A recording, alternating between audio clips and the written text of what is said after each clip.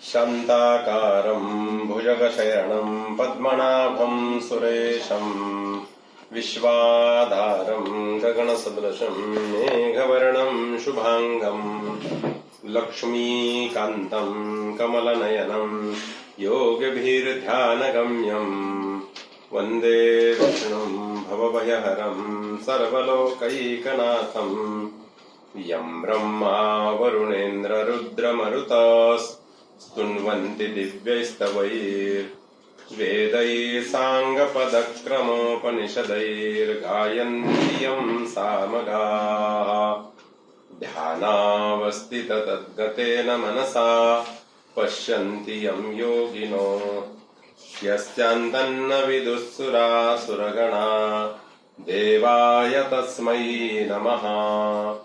ओम श्री परमात्मने नमः। अथ द्वितीयोऽध्यायः। संजय उवाच तन्तथा कृपयाविष्टम् अश्रुपूर्णाकुलेक्षणम् विषीदन्तामिदं वाक्यम् उवाच मधुसूदनः। श्रीभगवान् उवाच कुतस्त्वा कश्मलमिदं विषमे समुपस्थितम् अनार्यजुष्टमस्वर्यम् अकीर्तिकरमर्जुन क्लैब्यम् आस्माकमः पार्थ नैतत्त्वय्युपपद्यते क्षुद्रम् हृदय दौर्बल्यम् त्यक्तोत्तिष्ठ परन्तप। अर्जुन उवाच कथं भीष्ममहं सङ्ख्ये द्रोणं च मधुसूदन इषुभिः प्रतियोत्स्यामि पूजार्हा वरिसूदन।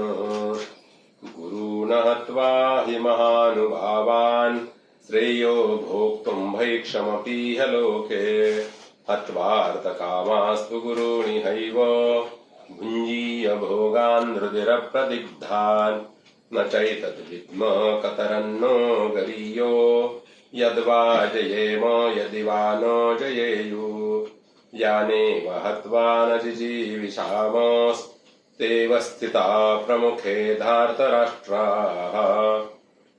कार्पण्यदोषोपहत स्वभाव पृच्छामि त्वां धर्मसम्मूढचेताः।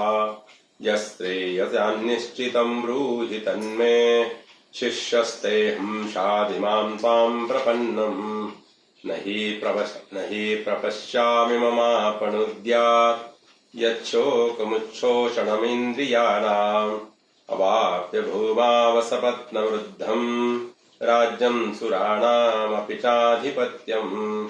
संजय उवाच एवमुक्त्वा ऋषिकेशं गुडाकेश परन्तप न योत्सैति गोविन्दम् मुक्ता तूष्णीं बभूवः। तमुवाच ऋषिकेश प्रहसन्नीव भारतो सेनयोरुभयोर्मध्ये विषीदन्तम् इदं वचः। आता या 10 श्लोकामध्ये कुणाचं उच्चारण्याचं काही अडचण असेल, शंका असेल तर आपण विचारायची आहे. हे चालू मला समजेल असं त्यांचा.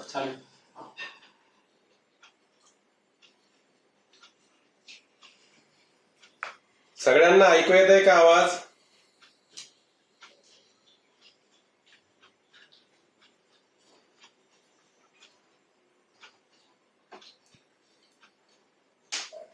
या 10 श्लोकामध्ये कुणाची काही शंका असेल तर विचारू शकता आपण.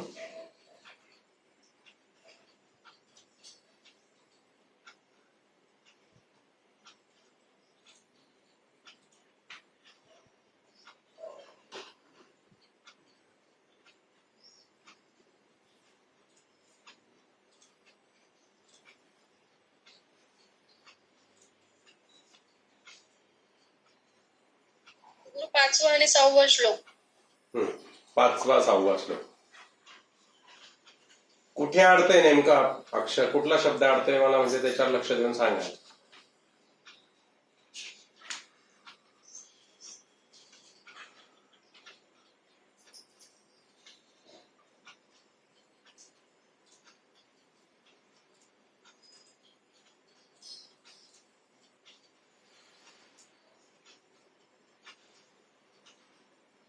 कुठे अडतंय आपलं 5व्या श्लोकात?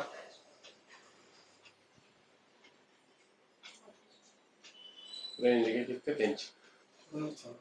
हं? पूर्ण सांगू ना. घ्या 5वा आणि 6वा श्लोक घ्या.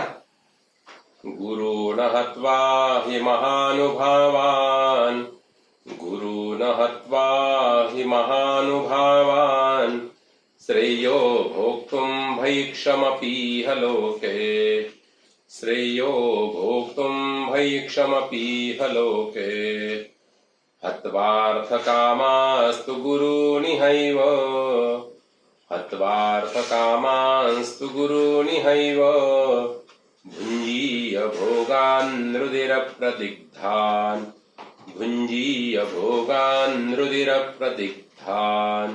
2 मिनिटं आवाज येत नाही.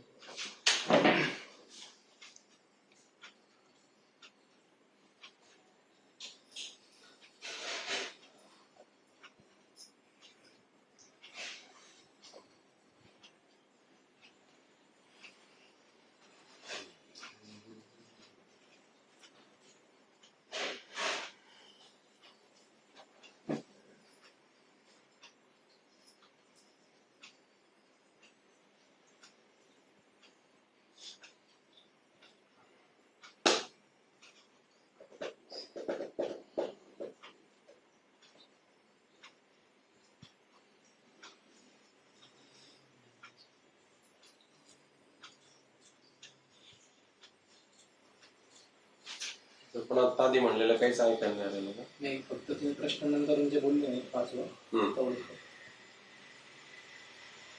तुला आपलं समोर ऐकू नये. आपल्याला त्यांचं नेट गेलं जे मोबाईलची जागा लक्षात नाही. एक चांगला फोन पाहिजे बरं.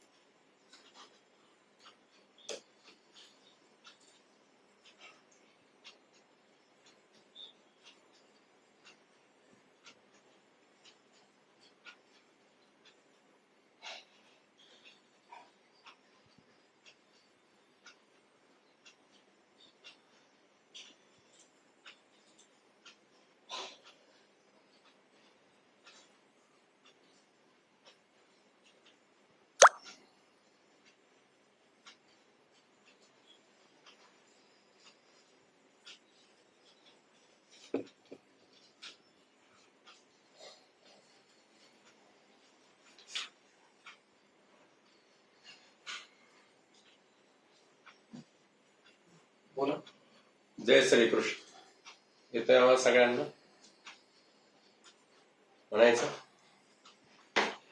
गुरुण हत्वा हि महानुभावान्, गुरुण हत्वा हि महानुभावान्, श्रेयो भोक्तुम् भैक्षमपीह लोके, श्रेयो भोक्तुम् भैक्षमपीह लोके, हत्वार्थकामांस्तु गुरूनिहैव, हत्वार्थकामांस्तु गुरूनिहैव, भुञ्जीय भोगान् रुधिरप्रदिग्धान्, भुञ्जीय भोगान् रुधिरप्रदिग्धान्, न चैतद्विद्म कतरन्न गरीयो, न चैतद्विद्म कतरन्न गरीयो, यद्वा जयेम यदि वा न जयेयुः, यद्वा जयेम यदि वा न जयेयुः, यानेव हत्वा न जिजीविषामस्,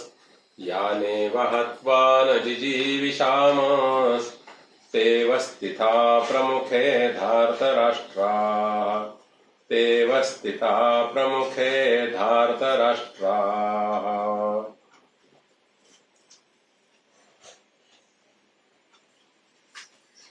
कुणाची काही शंका असेल, कुणाला काही अडत असेल तर विचारा.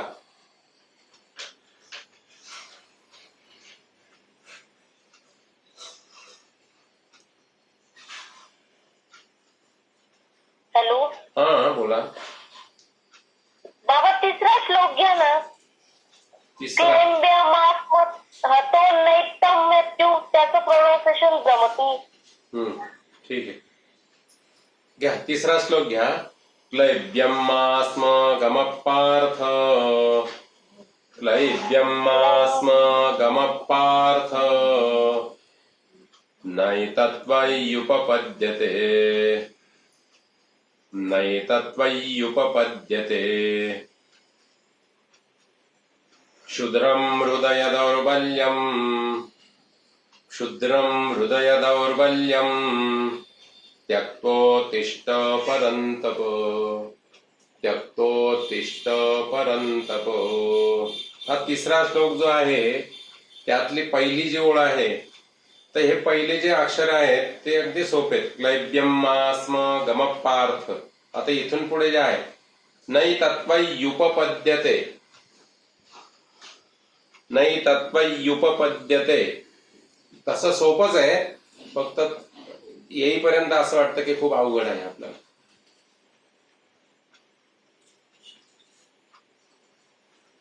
झाली शंका दूर? झाली झाली. अजून कोणाला काही शंका आहे का? नैतत्त्वय्युपपद्यते. अजून कोणाच्या काही शंका असतील तर विचारा.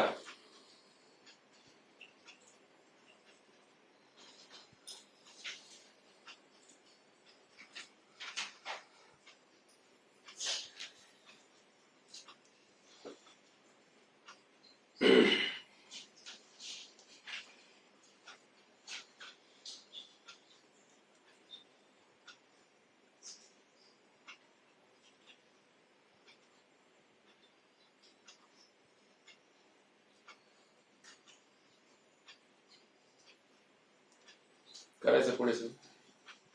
11व्या श्लोकापासून संथा घ्यायची आपण सगळ्यांनी. श्री भगवान उवाच. इकडे आवाज येणार नाही त्यांचा. श्री भगवान उवाचो अशोचानन्वशोचस्त्वम्, अशोचानन्वशोचस्त्वम्, प्रज्ञावादांश्च भाषसे, प्रज्ञावादांश्च भाषसे. गतासून गतासूंश्च, गतासून गतासूंश्च, नानुशोचन्ति पंडिताः, नानुशोचन्ति पंडिताः. न त्वेवाहं जातुनासन्, न त्वेवाहं जातुनासन्, न त्वन्नेमे जनाधिपाः, न त्वन्नेमे जनाधिपाः. न चैव न भविष्यामः, न चैव न भविष्यामः, सर्वे वयमतः परम्, सर्वे वयमतः परम्. देहिनोऽस्मिन् यथा देहे, देहिनोऽस्मिन् यथा देहे, कौमारं यौवनं जरा, कौमारं यौवनं जरा, तथा देहांतरप्राप्तीर. आता याच्यातला जो ध वर रफार आहे, धला दुसरी वेलांटी आणि त्याच्यावर रफार आहे, तर तो र अलीकडे म्हणायचा आहे. किंवा प्राप्ती ही असंही संधी पुढात म्हणलं तरी दुःख म्हणजे चुकत नाहीये व्याकरणाच्या दृष्टीने. परंतु ते कुठे विसर्ग म्हणायचा आणि काय याच्यापेक्षा जे सांगितलं ते म्हणायला सोपं जाईल. र म्हणणं अर्धा र. तथा देहांतरप्राप्तीर, तथा देहांतरप्राप्तीर, धीरस्तत्र न मुह्यते, धीरस्तत्र न मुह्यति मात्रा स्पर्शास्तु कौन्तेय मात्रा स्पर्शास्तु कौन्तेय शीतोष्ण सुख दुःखदाः शीतोष्ण सुख दुःखदाः आगमापायिनो नित्यास् आगमापायिनो नित्यास. तिथे तर सला तर त्याला काना त्याच्यावर अनुस्वार, तर स फक्त अलीकडे म्हणून घ्यायचं आहे. संधी फोड किंवा संधी विग्रहाच्या दृष्टीने योग्य. आगमापायिनो नित्यास. आता स आलेला आहे, खाली काय राहिलेलं आहे? तान. तान तितिक्षस्व भारत तान तितिक्षस्व भारत. आता कोणाकोणाला असं वाटेल की स्थान म्हणायला हवं. आपण जर आधी स म्हणलेलं असेल तर परत स्थान म्हणायला नको, कारण स चा दोनदा उच्चार होईल. हे लक्षात ठेवायचं संधी विग्रह करून म्हणायचा म्हणताना. आगमापायिनो नित्यास आगमापायिनो नित्यास तान तितिक्षस्व भारत तान तितिक्षस्व भारत. आता याच्यामध्ये तांस म्हणजे स म्हटलंय फक्त, आणि वेलंटी आणि त तसंच राहिलेलं, म्हणून तितिक्षस्व भारत. तांस तितिक्षस्व भारत असे त्याचा उच्चार अगदी व्यवस्थित आहे, प्रोनाउन्सिंगच. तांस तितिक्षस्व भारत. लक्षात घ्या परत 14वा श्लोक. मात्रा स्पर्शास्त कौन्तेय मात्रा स्पर्शास्तु कौन्तेय शीतोष्ण सुख दुःखदाः शीतोष्ण सुख दुःखदाः आगमापायिनो नित्यास आगमापायिनो नित्यास तान तितिक्षस्व भारत तान तितिक्षस्व भारत. यैहि न व्यथयन्ते ते यैहि न व्यथयन्ते ते पुरुषं पुरुषर्षभो पुरुषं पुरुषर्षभो समदुःख सुखं धीरं समदुःख सुखं धीरं सोमृतत्वाय कल्पते सोमृतत्वाय कल्पते. नासतो विद्यते भावो नासतो विद्यते भावो नाभावो विद्यते सतः नाभावो विद्यते सतः. उभयोरपि दृष्टोस्तस् उभयोरपि दृष्टोस्तस् त्वनयोस्तत्त्वदर्शिभिः. ही जी 16व्या श्लोकाची पुढची ओळ आहे, म्हणजे नंतरची मागची जी ओळ आहे ती तशीच आहे 14व्या श्लोकासारखी. उभयोरपि दृष्टोस्तस् स आला. त्वनयोस तत्वदर्शिभिः. संधी विग्रह लक्षात घ्या. त्वनयोस तत्वदर्शिभिः. नासतो विद्यते भावो नासतो विद्यते भावो नाभावो विद्यते सतः नाभावो विद्यते सतः. उभयोरपि दृष्टोस्तस् उभयोरपि दृष्टोस्तस् त्वनयोस्तत्त्वदर्शिभिः त्वनयोस्तत्त्वदर्शिभिः. अविनाशी तु तद्विद्धि अविनाशी तु तद्विद्धि येन सर्वमिदं ततम् येन सर्वमिदं ततम्. विनाशमव्ययस्याय विनाशमव्ययस्यास्यो विनाशमव्ययस्यास्यो. आता संधी विग्रह जर केला तर त्याची संधी विग्रह असा होतो विनाशम अव्यय यस्यास्या. तर इतकं जर आपण तुकडे तुकडे करून किंवा संधी फोड करून म्हटलं तर तो श्लोक ऐकताना खूप विचित्रासारखा वाटतो. म्हणून म्हणताना कसं म्हणायचं आहे, विनाशमव्ययस्यास्य विनाशमव्ययस्यास्य विनाशमव्ययस्यास्य न कश्चित् कर्तुमर्हति न कश्चित् कर्तुमर्हति अन्तवन्त इमे देहा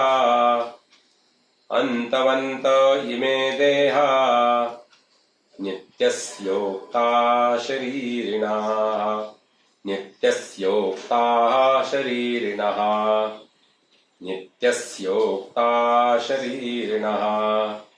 अनाशिनो प्रमेयस्य तस्माद् युध्यस्व भारत ययेनं वेत्ति हन्तारं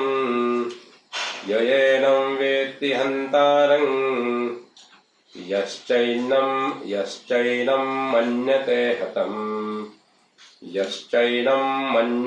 हतम् उभौ तौ न विजानीतो नायं हन्ति न हन्यते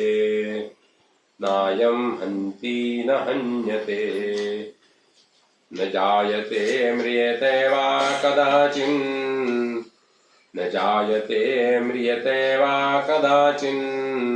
आता न ला न जो खालच्या ओळीत आहे, आता इथे परत स्त्रकधरा वृत्त आलेला आहे. स्त्रकधरा प्रमाणे म्हणायचं आहे. 11 अक्षर आहे, तर ते कदाचिन न एक इक्वळ वर आलेला आहे, म्हणजे खाली फक्त एकच न राहिलेला आहे. नायं भूत्वा भवितावान भूयः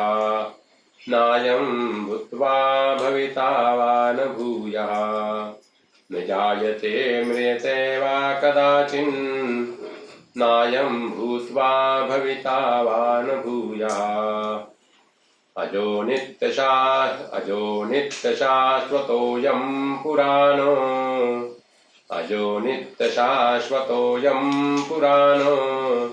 न हन्यते हन्यमाने शरीरे.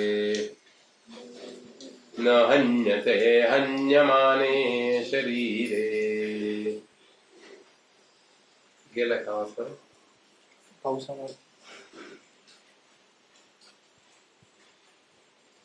आपल्या ग्रुपला एक मोबाईल घेऊन टाका कोणीकडे, म्हणून स्पॉन्सर बाय समवन. आहे ना कॅमेरा लावला तर त्यांचं नेटवर्क सस्टेन नाही करत.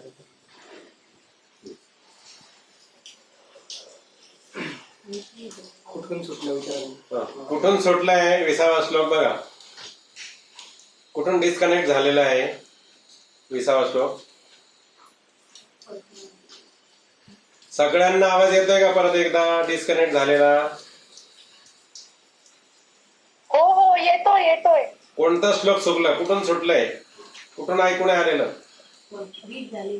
18 पासून. ठीक आहे, 18 पासून घ्या परत, म्हणजे लक्षात ठेवा. 16 पासून नाही आलो.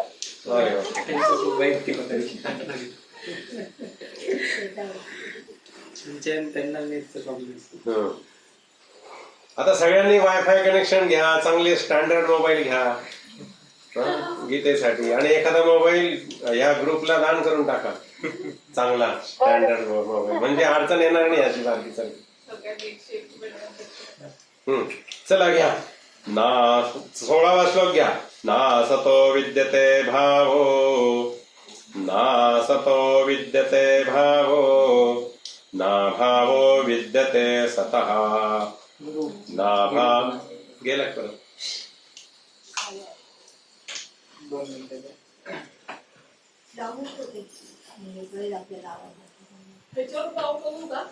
काय सारखेच आहे तुमचे मोबाईल पप्पांचा पण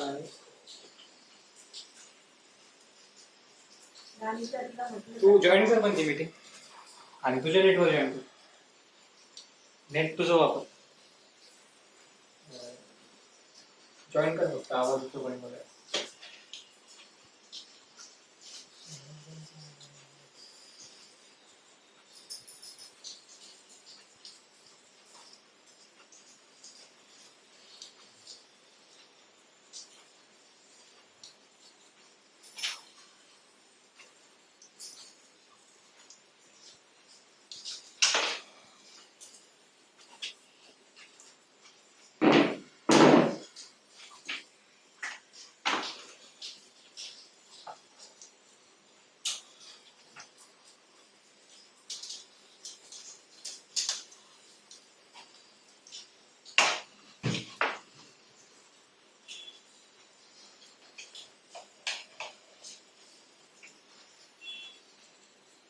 आवाज येतोय का विचारा? आवाज येतोय का सगळ्यांना?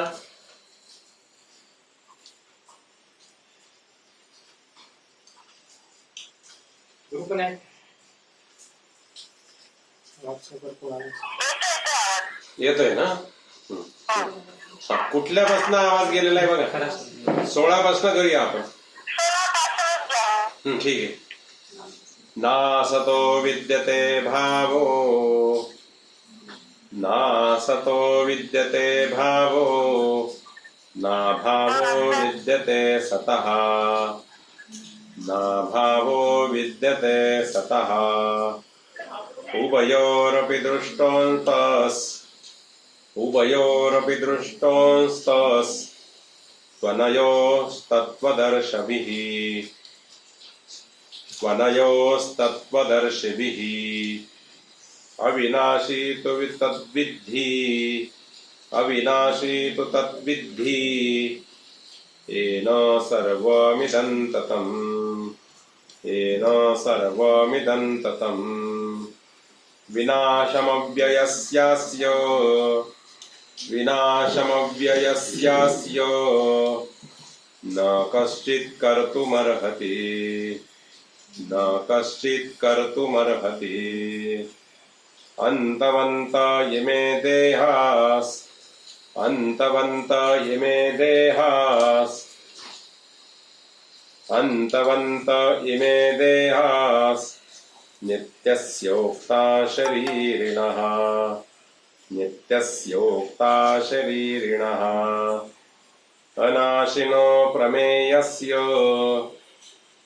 अनाशिनो प्रमेयस्य तस्माद्युध्यस्व भारत, तस्माद्युध्यस्व भारत. ययेनं वेत्ति हन्तारं, ययेनं वेत्ति हन्तारं, यश्चैनं मन्यते हतम्, यश्चैनं मन्यते हतम्. उभौ तौ न विजानीतो, उभौ तौ न विजानीतो, नायं हन्ति न हन्यते, नायं हन्ति न हन्यते. न जायते म्रियते वा कदाचिन्, न जायते म्रियते वा कदाचिन्, नायं भूत्वा भविता वा न भूयः, नायं भूत्वा भविता वा न भूयः.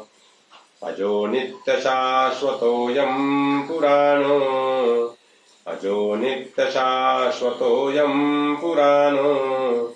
न हन्यते हन्यमाने शरीरे, न हन्यते हन्यमाने शरीरे.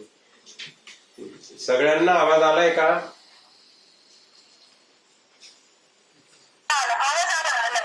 हा, कुणाची काही शंका आहे का 11 पासून 20 पर्यंत उच्चारांची? तर ते एकदा मी परत एकदा रिपीट करतो, आवृत्ती परत घेऊया संथेची, आणि मग काही शंका वाटली तर विचारा मला तुम्ही. त्या कॅमेऱ्याच्या खाली तुला हे ठेवायचं असेल ते करणार तर बघ. त्याला नाही प्रॉब्लेम, कॅमेरा कनेक्ट होत नाही, काही अडचण नाही, आवाज येतोय. 11व्या पासून परत म्हणायचंय सगळ्यांनी संथा. श्री भगवान उवाचो अशोचानन्वशोचस्त्वम्, अशोचानन्वशोचस्त्वम् प्रज्ञावादांश्च भाषसे, प्रज्ञावादांश्च भाषसे.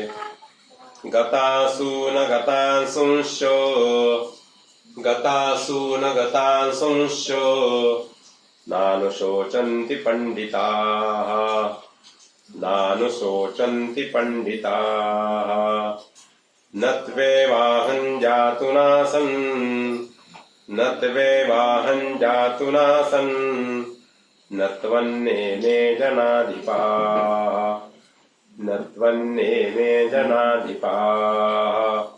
न चैव न भविष्यामः, न चैव न भविष्यामः, सर्वे वयमतः परम्, सर्वे वयमतः परम् देहिनोऽस्मिन् यथा देहे देहिनोऽस्मिन् यथा देहे कौमारं यौवनं जरा कौमारं यौवनं जरा तथा देहान्तरप्राप्तिर्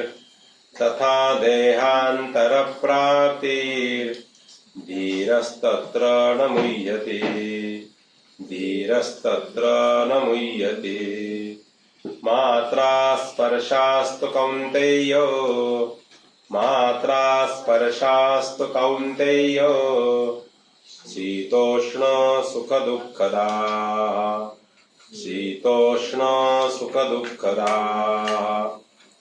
आगमापायिनो नित्यास् आगमापायिनो नित्यास् तान् स्थितिक्षस्व भारत तान् स्थितिक्षस्व भारत यैहि न व्यथयन्ते ते यैहि न व्यथयन्ते ते पुरुषं पुरुषर्षभ पुरुषं पुरुषर्षभ समदुःख सुखं धीरं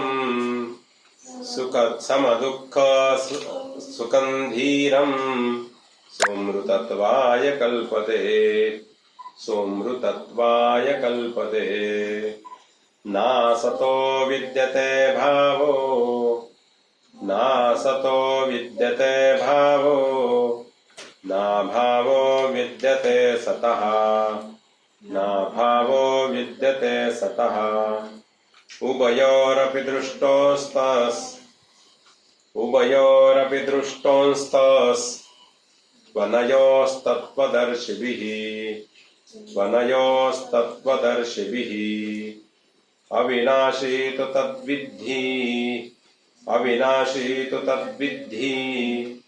येन सर्वमिदं ततम्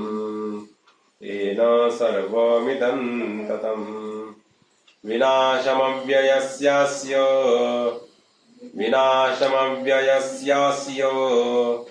न कश्चित् कर्तुमर्हति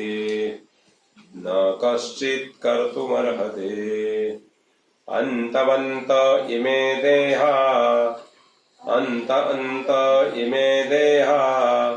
नित्यस्योक्ता शरीरिणः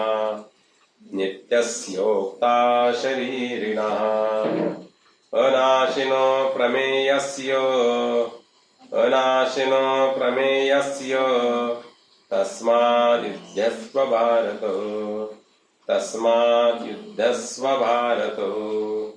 ययेनं वेत्ति हन्तारम्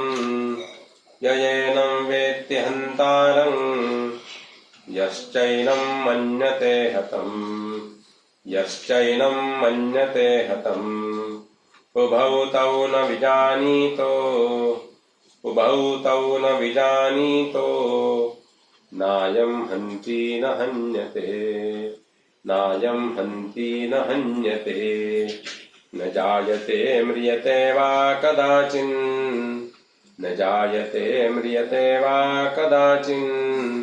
नायं भूत्वा भविता वा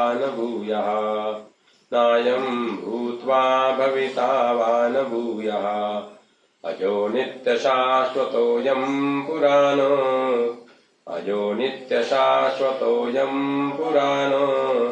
न हन्यते हन्यमाने शरीरे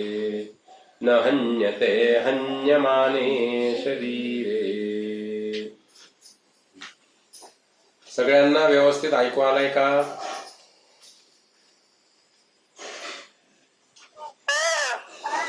कुणाच्या काही शंका आहेत का?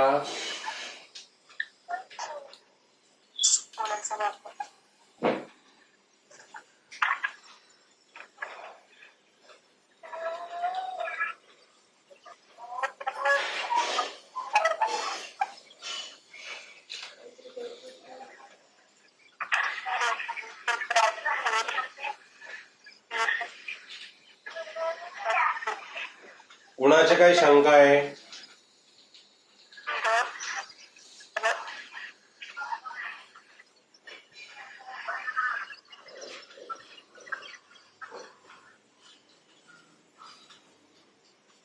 16-20 गेली.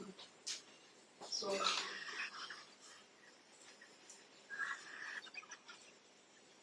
कुणालाच काही शंका नाही आहेत का? नाशिक.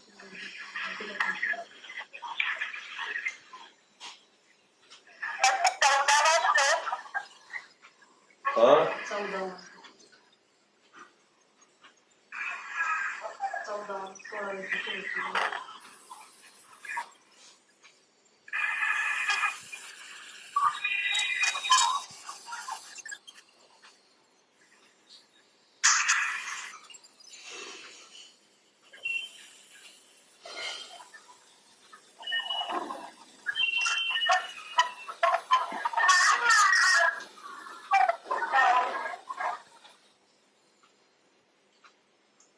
नेटचा प्रॉब्लेम आहे का?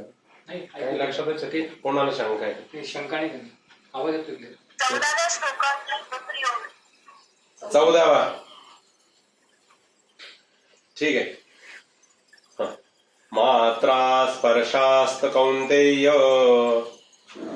मात्रा स्पर्शास्त कौंतेय, शीतोष्ण सुख दुःखदाः, शीतोष्ण सुख दुःखदाः, आगमापायिनो नित्यास्, आगमापायिनो नित्यास्, तां स्थितिक्षस्व भारत, तां स्थितिक्षस्व भारत.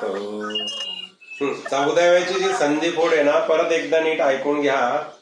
आगमा आगमापायिनो नित्यास, तिथे स्थाम जे आहे तिथे स पशे थांबायचंय आपण. आगमापायिनो नित्यास, तो स अर्धा आहे. अक्षर जर आपण मोजले तर बघा, आगमा 3 अक्षर झाले, पायिनो 3 अक्षर झाले, 6. नित्यास म्हणजे ते 2, 8 अक्षर झाले. स अर्धा आहे म्हणजे तो धरायचा नाही, हा 9 आहे म्हणून. आता तिथून पुढचे अक्षर मोजा.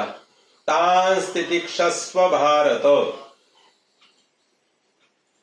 तान तितिक्षस्व भारत, तो स अर्धाच आहे. म्हणजे तान हे 1 अक्षर झालं, तितिक्षस्व हे 4 अक्षर झाले आणि भारत हे 3 अक्षर झाले. मोजा किती झाले? 8 झाले का बरोबर?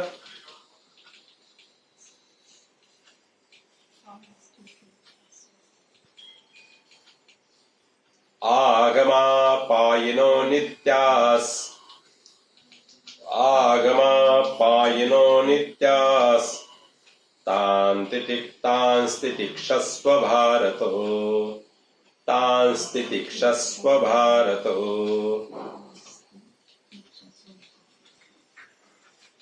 खूप सोपं आहे. मोकळं मोकळं केलं की.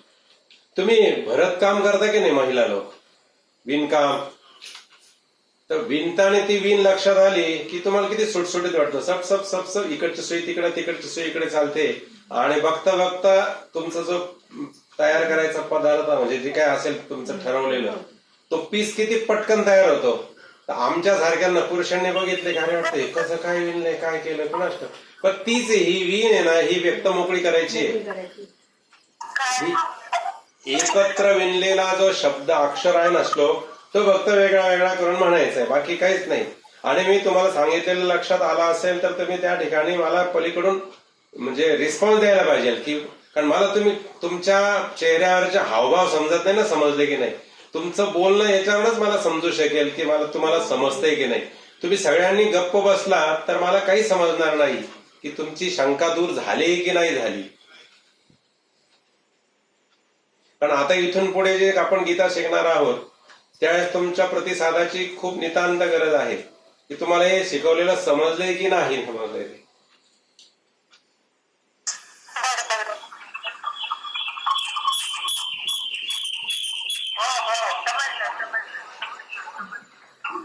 हा एकदा परत लक्षात घ्या म्हणजे अजून पक्क बसेल. आगमापायिनो नित्यास, आगमापायिनो नित्यास. आता तुम्हाला सोपं अजून एक सांगतो. आपल्याजवळची पेन्सिल असेल ना तर आगमापासे एक छोटासा टिक मार्क किंवा ज्याला आपण स्वल्पविराम म्हणतो तसा करावा, आपल्याला म्हणायला सोपं जाऊन. आगमा. कारण आता तुम्ही माझ्या समोर आहात तर तुम्हाला म्हणायला असं वाटतं की सहज आलं. एकदा तुम्ही स्वतः म्हणायला लागले की असं वाटेल की अरे कुठून तोडायचं कुठे जोडायचं काही समजतच नाही. तर आगमा इथे एक अगदी लाईट पॉज घ्यायचा. पायनो तिथे एक पॉज घ्यायचा. नित्यास झाले 8 अक्षर. आगमा पायनो नित्यास. तांस तांस तितिक्षस्व भारत. तांस तितिक्षस्व भारत. झालं 14वा श्लोक आला. आता 16वा जो अडतोय त्याच्याकडे या. नासतो विद्यते भावो. नासतो विद्यते भावो. ना भावो विद्यते सतः. ना भावो विद्यते सतः. उभयोरपि दृष्टोंस्तस्. उभयोरपि दृष्टोंस्तस्. त्वनयोस्तत्त्वदर्शिभिः. त्वनयोस्तत्त्वदर्शिभिः. आता तुम्ही असं म्हणाल कुणी की तिथं तर त्वनयोस दिलंय, तुम्ही त्वनयो का बरं म्हणता? तर आपण स आधी म्हटलेलं आहे, हे लक्षात आपल्या ठेवलं पाहिजे. आधी स म्हटलेलं आहे. तुम्ही रांगोळी टिपक्याची पूर्वी काढत होते बघा, 8x8 किंवा 16x12 म्हणजे 16 टिपके 12 ओळी. मग कुठला टिपका कुठे जोडायचा हे तुमच्या लक्षात राहत होतं की नाही? आणि नंतर शेवटी कोयरी तयार व्हायची बघा रांगोळीची. आता कोयऱ्या राहिल्याच नाही. आता काय झालंय, त्या 5 बोटांची रांगोळी, त्याच्यापेक्षा ते नवीन तुमच्याकडे मशीन आलंय, वरून दाबायचं आणि खालून रांगोळी काढायची, त्याच्यामुळे बोटांचं कामच राहिलं नाही. तर तुम्ही ती लक्षात ठेवलं होतं बघा, कोयरी, त्या कोयरीचेच तुम्हाला कासव पण करता येत होतं. कोयरीच कासव पण करता येतं, कोयरी पण करता येते. तर ती कोयरीचे जे आहे ना, स्वस्तिक स्वस्तिक स्वस्तिक कसे तयार होतात, मग कुठला बिंदू कुठे जोडायचा हे जसं लक्षात ठेवायचं असतं ना, मग रांगोळी चुकत नाही. एखादला बिंदू चुकला की सगळी रांगोळी विस्कळते, काही विचित्रच काहीतरी होतं, सगळे पुसावे लागते. तर इथे फक्त तेच तंत्र इथे फक्त शब्दांमधलं आहे. जसं तुम्ही बिंदूंवर लक्ष ठेवताना रांगोळी काढताना, तसं शब्दांवर, अक्षरांवर नका, शब्द पण नाही, अक्षरांवर लक्ष ठेवायचं आहे. उभयोरपि दृष्टोंस्तस्. स आधी म्हटलेला आहे, कारण तो आपल्याला म्हणणंच आवश्यक आहे. त्वनयोस तत्त्वदर्शिभिः. त्वनयोस तत्त्वदर्शिभिः.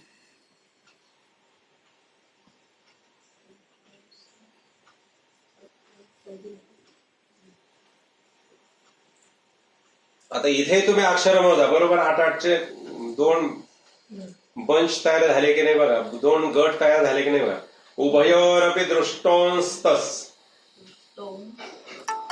उभयोरपि हे 5 अक्षर आहे. दृष्टोंस्तस् स अर्धा आहे म्हणून तो पूर्ण धरायचं नाही संकेत. दृष्टोंस्तस् हे 3, 5 आणि 3 8 झाले. इकडे त्वनयो 3 अक्षर. तत्त्वदर्शिभिः हे 5, 5 आणि 3 8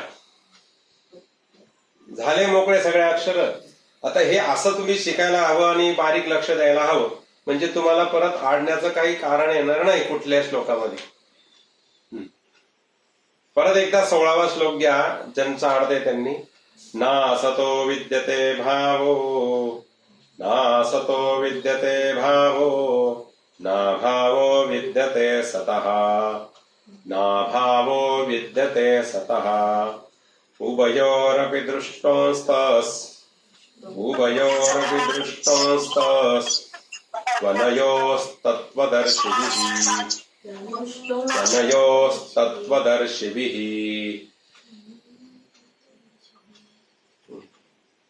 आता अजून कोणाची काही शंका, ही शंका दूर झाली का 16व्या श्लोकाची सगळ्यांची? मग आता काय अर्थ बघायचा की अजून संता घ्यायची इच्छा आहे बघा? कुणाला काही अडचण आहे का?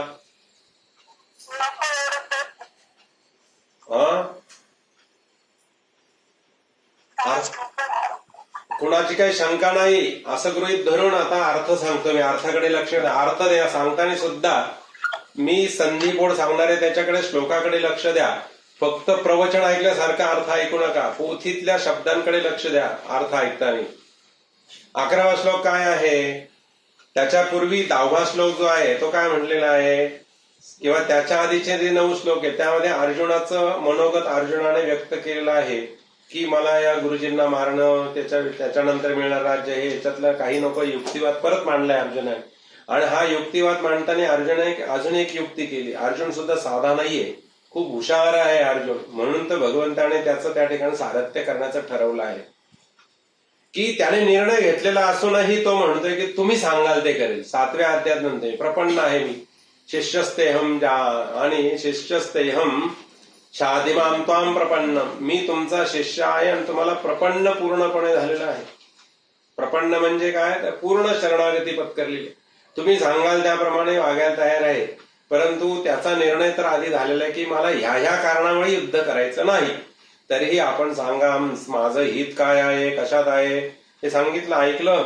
संजयांनी सांगितलं की असा तो म्हटलेला आहे. आणि भगवान आता त्याच्या सगळ्या शब्दांची उत्तरं द्यायला सिद्ध झालेले आहेत. भगवान काय म्हटलेले आहे तर अशोचानन्वशोचस्व शोचस्त्वं प्रज्ञावादांश्च भाषसे गतासु न गतांसुश्च नानुशोचन्ति पंडिताः. आता त्या ठिकाणी भगवान म्हणतायत अर्जुना अशोचानन्वशोचस्त्वं, त्वं म्हणजे तू, अशोचान म्हणजे शोक करण्यासाठी योग्य नसलेल्या भीष्मादिकांना उद्देशून त्यांच्यासाठी, अन्वशोचाः विनाकारण शोक करतोयस म्हणे. भीष्माचार्यांच्यासाठी, द्रोणाचार्यांच्यासाठी शोक करण्याची गरज नाही, कारण ते शोक करण्यासाठी योग्य नाहीत. भगवान सांगतो ते अजिबात योग्य नाहीये. कारण का, तर तुला मागची जर गोष्ट सांगितली तर बघ ते त्या राजसिंहासनाशी बांधील आहेत, राजसिंहासनाशी बांधील आहेत. म्हणून तू त्यांचा फारसा आणि काय करतात शोक करू नकोस. आणि त्याच्या आधी जर जाशील ना मागे, तर भीष्माचा जन्म का झालेला आहे, कसा झालेला आहे, कशासाठी झालेला आहे, एवढं जर तुला खटाटोप सगळं सांगत बसलो ना बाबा, तर तू वेडा होऊन जाशील म्हणे. कारण का, प्रत्येक जीव जन्माला जो येतो ना तो का आला, कसा आला, याच्यासाठी त्याच्या पूर्वजन्मांच्या जन्मांतरीची सगळी कहाणी असते ना, ते त्याच्यावर अवलंबून असतं. त्याच्यामुळे कुणीच खरं म्हणजे कुणासाठीच शोक करणं गरजेचं नाही. भगवान असं या श्लोकाच्या माध्यमातून सांगतो. आपण विनाकारण नाही त्या गोष्टीसाठी शोक करत असतो म्हणे. आता भीष्माचार्यांची एकटीची छोटीशी कथा सांगतो. त्या अष्टवसूंपैकी एक आणि ते वसू आहेत, यांनी कामधेनूचं हरण करण्यासाठी आणि खोटी साक्ष दिली होती. म्हणून त्यांना आणि स्वर्गातून अधोगतीला जाण्याचा शाप प्राप्त झालेला होता. ह्या शाप प्राप्त होणार त्याच्या आधी मोठी तपस्विनी असलेली गंगा आणि हा जो राजा आहे शंतनू, पूर्वीचा एक मोठा भगवत भक्त होता. त्या भगवत भक्तीमुळे त्याला स्वर्गात जायला त्या ठिकाणी अधिकार प्राप्त झाला होता. हे दोघेही स्वर्गात होते, परंतु स्वर्गामध्ये गंगेच्या शरीरावरचा तनुवरचा वसन जे पदर जो आहे वाऱ्याने थोडासा बाजूला सरकला आणि ह्या शंतनूची पूर्वजन्मीमध्ये ज्या असलेल्या अवस्थेमध्ये तो साधक म्हणून तिथे पोहोचलेला आहे. सगळं काही झालंय आणि अचानक दोघांची एकमेकाला नजरानजर झाली आणि दोघांचं प्रेम अचानक क्षणापुरतं आणि छेडलं गेलं. आणि तिथे स्वर्गातील ब्रह्मादिक देवांच्या ही गोष्ट लक्षात आली. त्यांनी शाप दिला की तुम्ही इथं राहण्यासाठी योग्य नाही, पृथ्वीवर जा. पृथ्वीवर जावं लागेल, तुम्हाला नरतनु धारण करावी लागेल आणि तप करा, पुण्य करा, परत मग तुमच्या पदाला प्राप्त हो. मग त्या दोघांचं असं हे अधःपतन झालेलं आहे. तिथून ते पती पत्नी म्हणून खाली पृथ्वी तलावर वास्तव्य करणार आहात. आणि त्याच वेळेस या अष्टवसूंना शाप प्राप्त झालेला आहे की तुम्हाला आणि त्या ठिकाणी कामधेनूचं हरण करण्यामध्ये तुम्ही सहाय्यभूत झालात, म्हणून तुमचं अधःपतन होईल. तुम्ही भूमीवर जा, तुमचं अधःपतन होईल. भूमीवर कुठेही जन्म घ्या तुम्ही, तिथे काहीतरी पुण्यकर्म करा आणि पुण्यकर्म केल्यानंतर परत ह्या पदाला प्राप्त व्हा. तेवढ्यात गंगा चालली होती शापप्रावणीने खाली भूतलावर. गंगेला ह्या अष्टवसूंनी सगळ्यांनी विनंती केली, गंगा, ए गंगे, तुझ्या उदरामध्ये आम्हाला जन्माला घालशील तर फार बरं होईल. आणि तुझ्या उदरात घातलं की आमचं पाप सगळं धुतलं जाईल आणि आम्ही निष्पाप झाले की परत आमच्या पथाला येऊ. म्हणून गंगेने तिथं ठरवलंय, या खाली आल्यानंतर शंतनू बरोबर जे विवाह केलाय ना त्याच्या आधीच गंगेने ठरवलं, शब्द दिलाय, ठीक आहे माझ्या पोटात जन्माला तुम्हाला घालीन आणि तुम्हाला मी ताबडतोब जलामध्ये प्रवाहित करेन, तुम्ही प्लावित झाला की तुम्ही निष्पाप व्हाल आणि परत तुमच्या मूळ पदाला जाल. आता इथे खाली आल्यानंतर नरतनू ज्याप्रमाणे धारण केली तर वर जे प्रेम क्षणापुरतं प्राप्त झालं तिथे खाली आल्यानंतर खरोखर पती पत्नी म्हणून व्यवहार करायचं ठरलं. आणि त्याप्रमाणे गंगेने एक अट घातली. गंगेने अट घातली काय, मी तुमची पत्नी व्हायला तयार आहे पण माझी एक अट आहे. काय गंमत आहे. मग अट कोणी कोणाला घालायची असते. पुराणामध्ये जर बारकाईने बघितलं तर स्त्री सुद्धा अट घालू शकते, घालायला हवी, का घालू नये. फक्त अटी काय पुरुषांनीच घालायच्या का, तू अशी वाग, तू तशी वाग, तू तशी वाग, नाही, तुझं पण कर्तव्य आहे ना तिचं सांभाळ करण्याचं. पण आमचा विवाह संस्कार जो आहे ना भगवत भक्तांना तो खूप डोळसपणे बघायला हवा. दोघांनाही बंधन आहे, दोघांनाही बंधन आहेत कसं वागायचं त्याचे. फक्त स्त्रीला नाहीये बंधन. कन्यादान झालं, कन्यादान झाल्यानंतर वधू पिता म्हणतोय धर्मेच अर्थेच कामेच न चरितव्या वयेयम न अतिचरितव्या. तुम्ही कुठेही धर्माची आणि चौकट ओलांडून माझ्या मुलीबरोबर व्यवहार करू नये ही माझी अपेक्षा आहे. 4 पुरुषार्थ मिळवायचे आहेत ना तुम्हाला गृहस्थाश्रमामध्ये, त्यापैकी पहिले जे 3 पुरुषार्थ आहे धर्म अर्थ आणि काम, हे तुम्ही माझ्या मुलीच्या बरोबर विहार करून आणि एका विशिष्ट मर्यादा जी धर्माने सांगितले, वेदांनी सांगितलेली आहे, उपनिषदांनी जी मर्यादा सांगितलेली आहे त्या मर्यादेचं पालन करून तुम्ही तिच्या बरोबर व्यवहार करावा अशी आमची अपेक्षा आहे. हा वधू पिता असा या ठिकाणी म्हणतो आहे. आणि त्याच्यानंतर पुढे श्लोक म्हणतो आहे, मम वंश कुले जाता पालिता बहुवत्सरान. माझ्या कुळामध्ये तिला खूप लाडाने आणि काय केलं, लढिवाळपणे तिचा सांभाळ करून मोठी केलेली आहे. आज तुमच्या पदरात घालतो आहे, तुम्ही तिचा स्वीकार करावा. परंतु आमची अपेक्षा एवढीच आहे की धर्मेचो अर्थेचो कामेचो न अतिचरितव्या वयेयम. तुम्ही कुठेही धर्माची चौकट जी आहे त्याचं उल्लंघन न करता हिच्याशी व्यवहार करावे एवढी एक माफक अपेक्षा आहे. आणि वरराजाने विचार न करता आणि त्याला काही समजलंच नाही, गुरुजींनी सांगितलं म्हणा नवरदेवा म्हणा ना अतिचरामी, म्हणजे मी याचा आणि उल्लंघन करणं अतिचरामी, मी कधीही याचा चौकट ओलांडून वागणार नाही. बघा वचन दिले की नाही. वराने सुद्धा नाही करणार, तिच्याशी व्यवहार दुर्व्यवहार करणार नाही, छळणार नाही, मारणार नाही, तिच्या सुखाचा दुःखाचा विचार सदैव करीन, तुमच्यापेक्षा जास्ती चांगल्या पद्धतीने सांभाळेन तिला. तसं हे वचन घेतलंय गंगेने. मी जे काही करेल त्याला तुम्ही विरोध करायचा नाही, आणि विरोध केला तर तुमचा आणि माझा विवाह त्या दिवशी त्या क्षणाला संपलेला असेल, संपलेला असेल. त्यावेळेस त्या राजाने मान्य केलं आणि ते मान्य केल्यानंतर हिने काय केलं, ह्या वसूंना जे आणि शब्द दिला होता एक एक वसूला आणि जन्माला घातलं. आणि जन्म झाल्याबरोबर ती बाळाला पाण्यामध्ये गंगेच्या प्रवाहामध्ये प्लावित करू लागली आणि सगळेजण 7 जण असे सोडले. याला प्रश्न पडलाय, अरे आपल्याला 7 मुलं झाली, एकच दर्शन झालं नाही, काय प्रकार आहे म्हणे हा. त्याच्या मनात शंका आली की आपण आता लक्ष ठेवूया 8व्या बाळाच्या जन्माच्या नंतर काय होतं ते. आणि 8व्या बाळाचा जन्म झाला आणि त्यावेळेस ही सोडायला लागली आणि त्याने अडवलं, राजाने अडवलं. राजा म्हणलं तू काय करतेस वेडे. ती म्हटली तुम्ही मला अडवलं ना, संपलं माझं तुमचं संबंध, संपलं, लग्न संपलं आपलं. आपलं काय ठरलं होतं, मला कधीही विरोध करायचा नाही. तो म्हणतो की 7 सोडले मी काही बोललो नाही, 8वा तरी सोडू नकोस ना तू, 8वा तरी सोडू नकोस ना.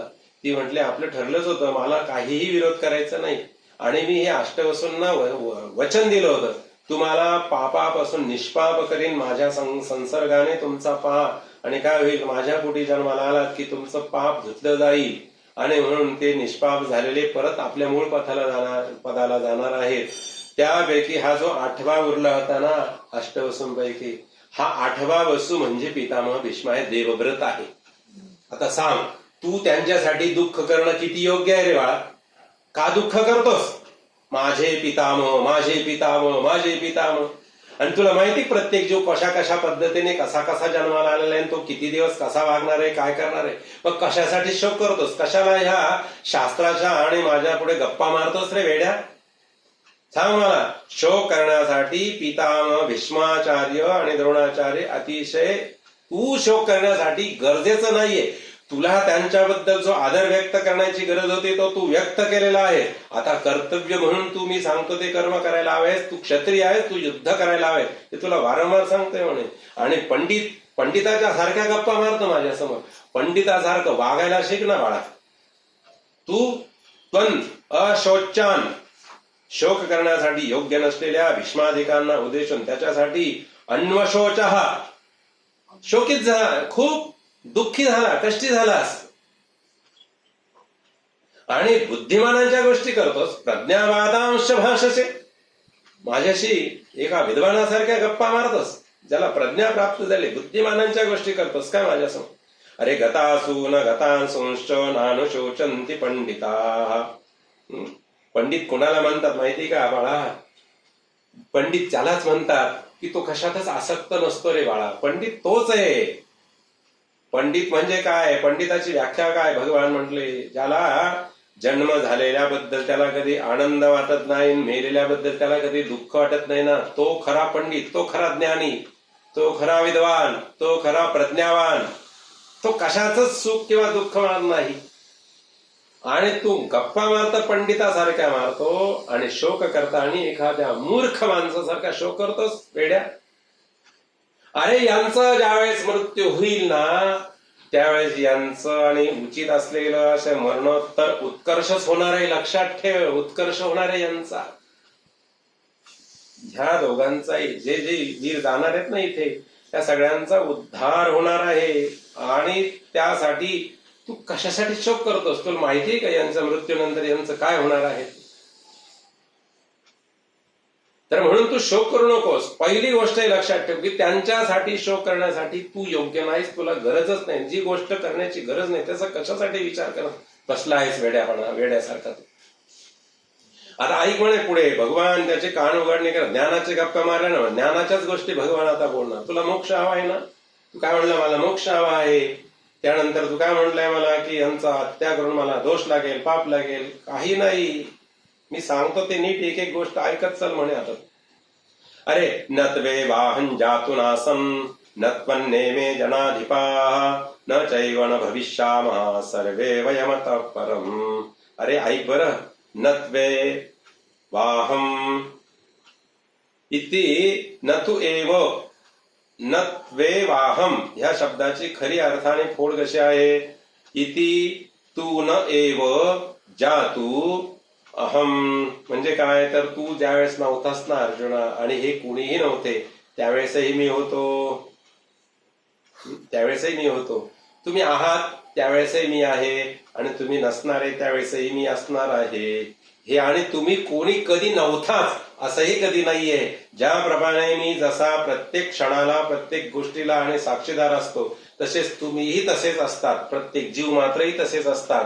परंतु गंमत अशी आहे, मी, तू आणि हे सगळे राजे पूर्वीच्या जन्मात होतो का नव्हतो? नक्की होतो. पुढच्या जन्मात असणार आहे की नाही? नक्की असणार आहे.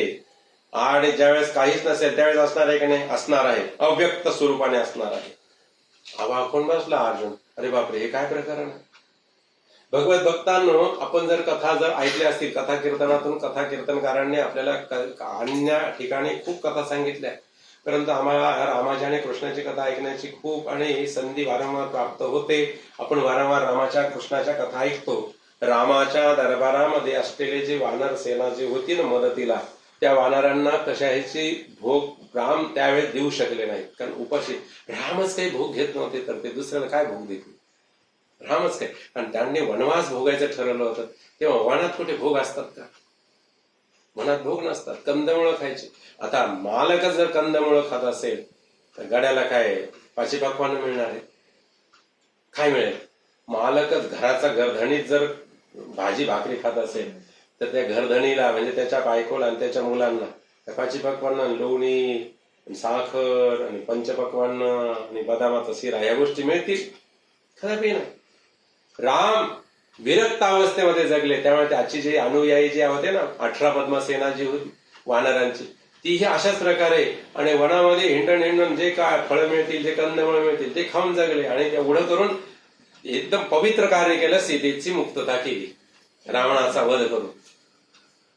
परंतु त्यानंतर तेच वानर, तेच विद्वान ऋषीमुनी आणि पुढच्या जन्मात कृष्णाच्या अवतारामध्ये सखे म्हणून गोकुळामध्ये कृष्णाचे सवंगडी म्हणून आले.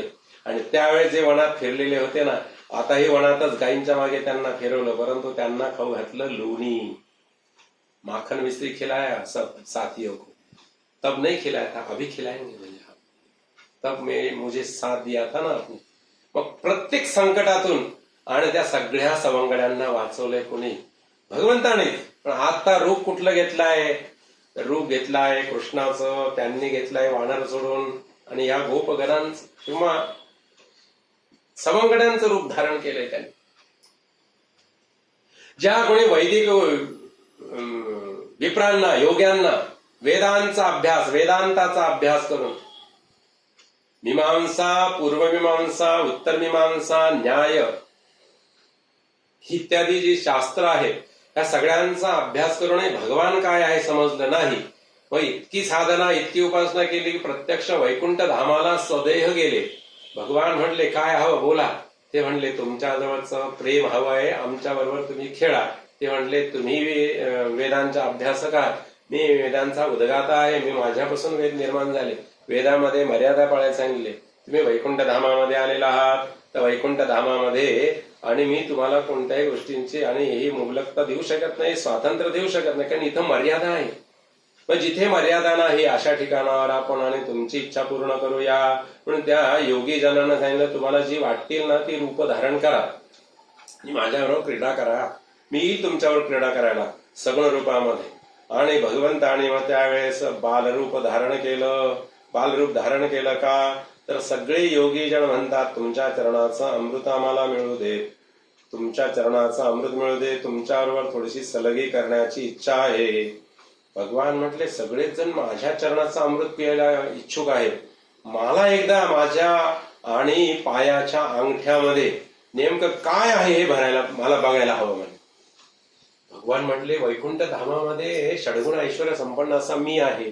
आता एवढ्या बघा आपल्या घरामध्ये लहान मुलांना सवय असते बघा, कोणी कोणी हाताचा अंगठा चोखतो. लहान बाळ असतं हाताचा अंगठा चोखत बसतं. काही काही मुलांना अशी सवय असते की काय त्यांच्या हातामध्ये आणि त्या शरीरामध्ये लवचिकपणा असतो बालपणी खूप, त्यामुळे ते आपलं पाय धरतात आणि पायाचा अंगठाच तोंडात घालतात काही काही मुलं. पण हे रेअर केस मध्ये असं बाळ बघायला मिळणं खूप रेअर केस आहे. ते सहजासहजी पायाचा अंगठा तोंडात घातलेला आहे असं बाळ पाहायला मिळणं खूप दुर्मिळ आहे. ते फक्त कुणाला पाहायला मिळायला माहितीये ना, मार्कंडेय मुनींना पाहायला. पटस्य पत्रस्य कुटे शयान, त्यांना मिळालं मार्कंडेय मुनींना असं बाळ की जे आपल्याला सुद्धा आपल्या घरातही सुद्धा असे बाळ मिळतील पाहायला कदाचित, पण खूप दुर्मिळ अवस्थेमध्ये आहेत बरं अशी बाळ पाहायला की जे स्वतःचा पायाचा अंगठा तोंडात घालते. हाताचा अंगठा घालणारी खूप बाळ आहेत, मुली पण आहेत मुलं पण आहेत, पण पायाचा अंगठा तोंडात घालणार तर ते फक्त मार्कंडेय मुनींना प्राप्त झाले दिसलंय प्रलयाच्या वेळेला. आणि ते मार्कंडेय मुनींनी माया बघायचं ठरवलं होतं म्हणून त्यांनी सहज बघितलं रे हा बाळ तर आहे काय, या एका वडाच्या झाडाच्या पानांच्या द्रोणामध्ये हा पौडलाय का सगळीकडे पाणीच पाणी पाणीच पाणी म्हणे. आणि मग म्हणून ते म्हणतात ते बाळ चोखतो तरी कारण किती निवांत आणि शांतपणे बसलेलं आहे, बघू तर खाली. मार्कंडेय मुनीने त्याचा चेहराच दिसणे. कसा चेहरा दिसेल, दोन्ही हात एक पाय कुठे येतं चेहऱ्यावर आहे, कसा दिसेल चेहरा. पण त्यांनी असं पुढे वाकून बघितलं. त्या बाळाने श्वास घेतला आणि श्वासाबरोबर मार्कंडेय मुनी त्याच्या आणि त्या नासिकेतून कुठे गेले तर हृदयात गेले, फुफ्फुसापर्यंत गेले. फक्त तर सगळीकडे पाणीच पाणी, जीव गुदमरला मार्कंडेय मुनींचा. आणि ते घाबरले. तेवढ्या त्याने उच्छवास केला बाळाने आणि तो बाहेर टाकला आणि एकदम बरं वाटायला असं म्हणून.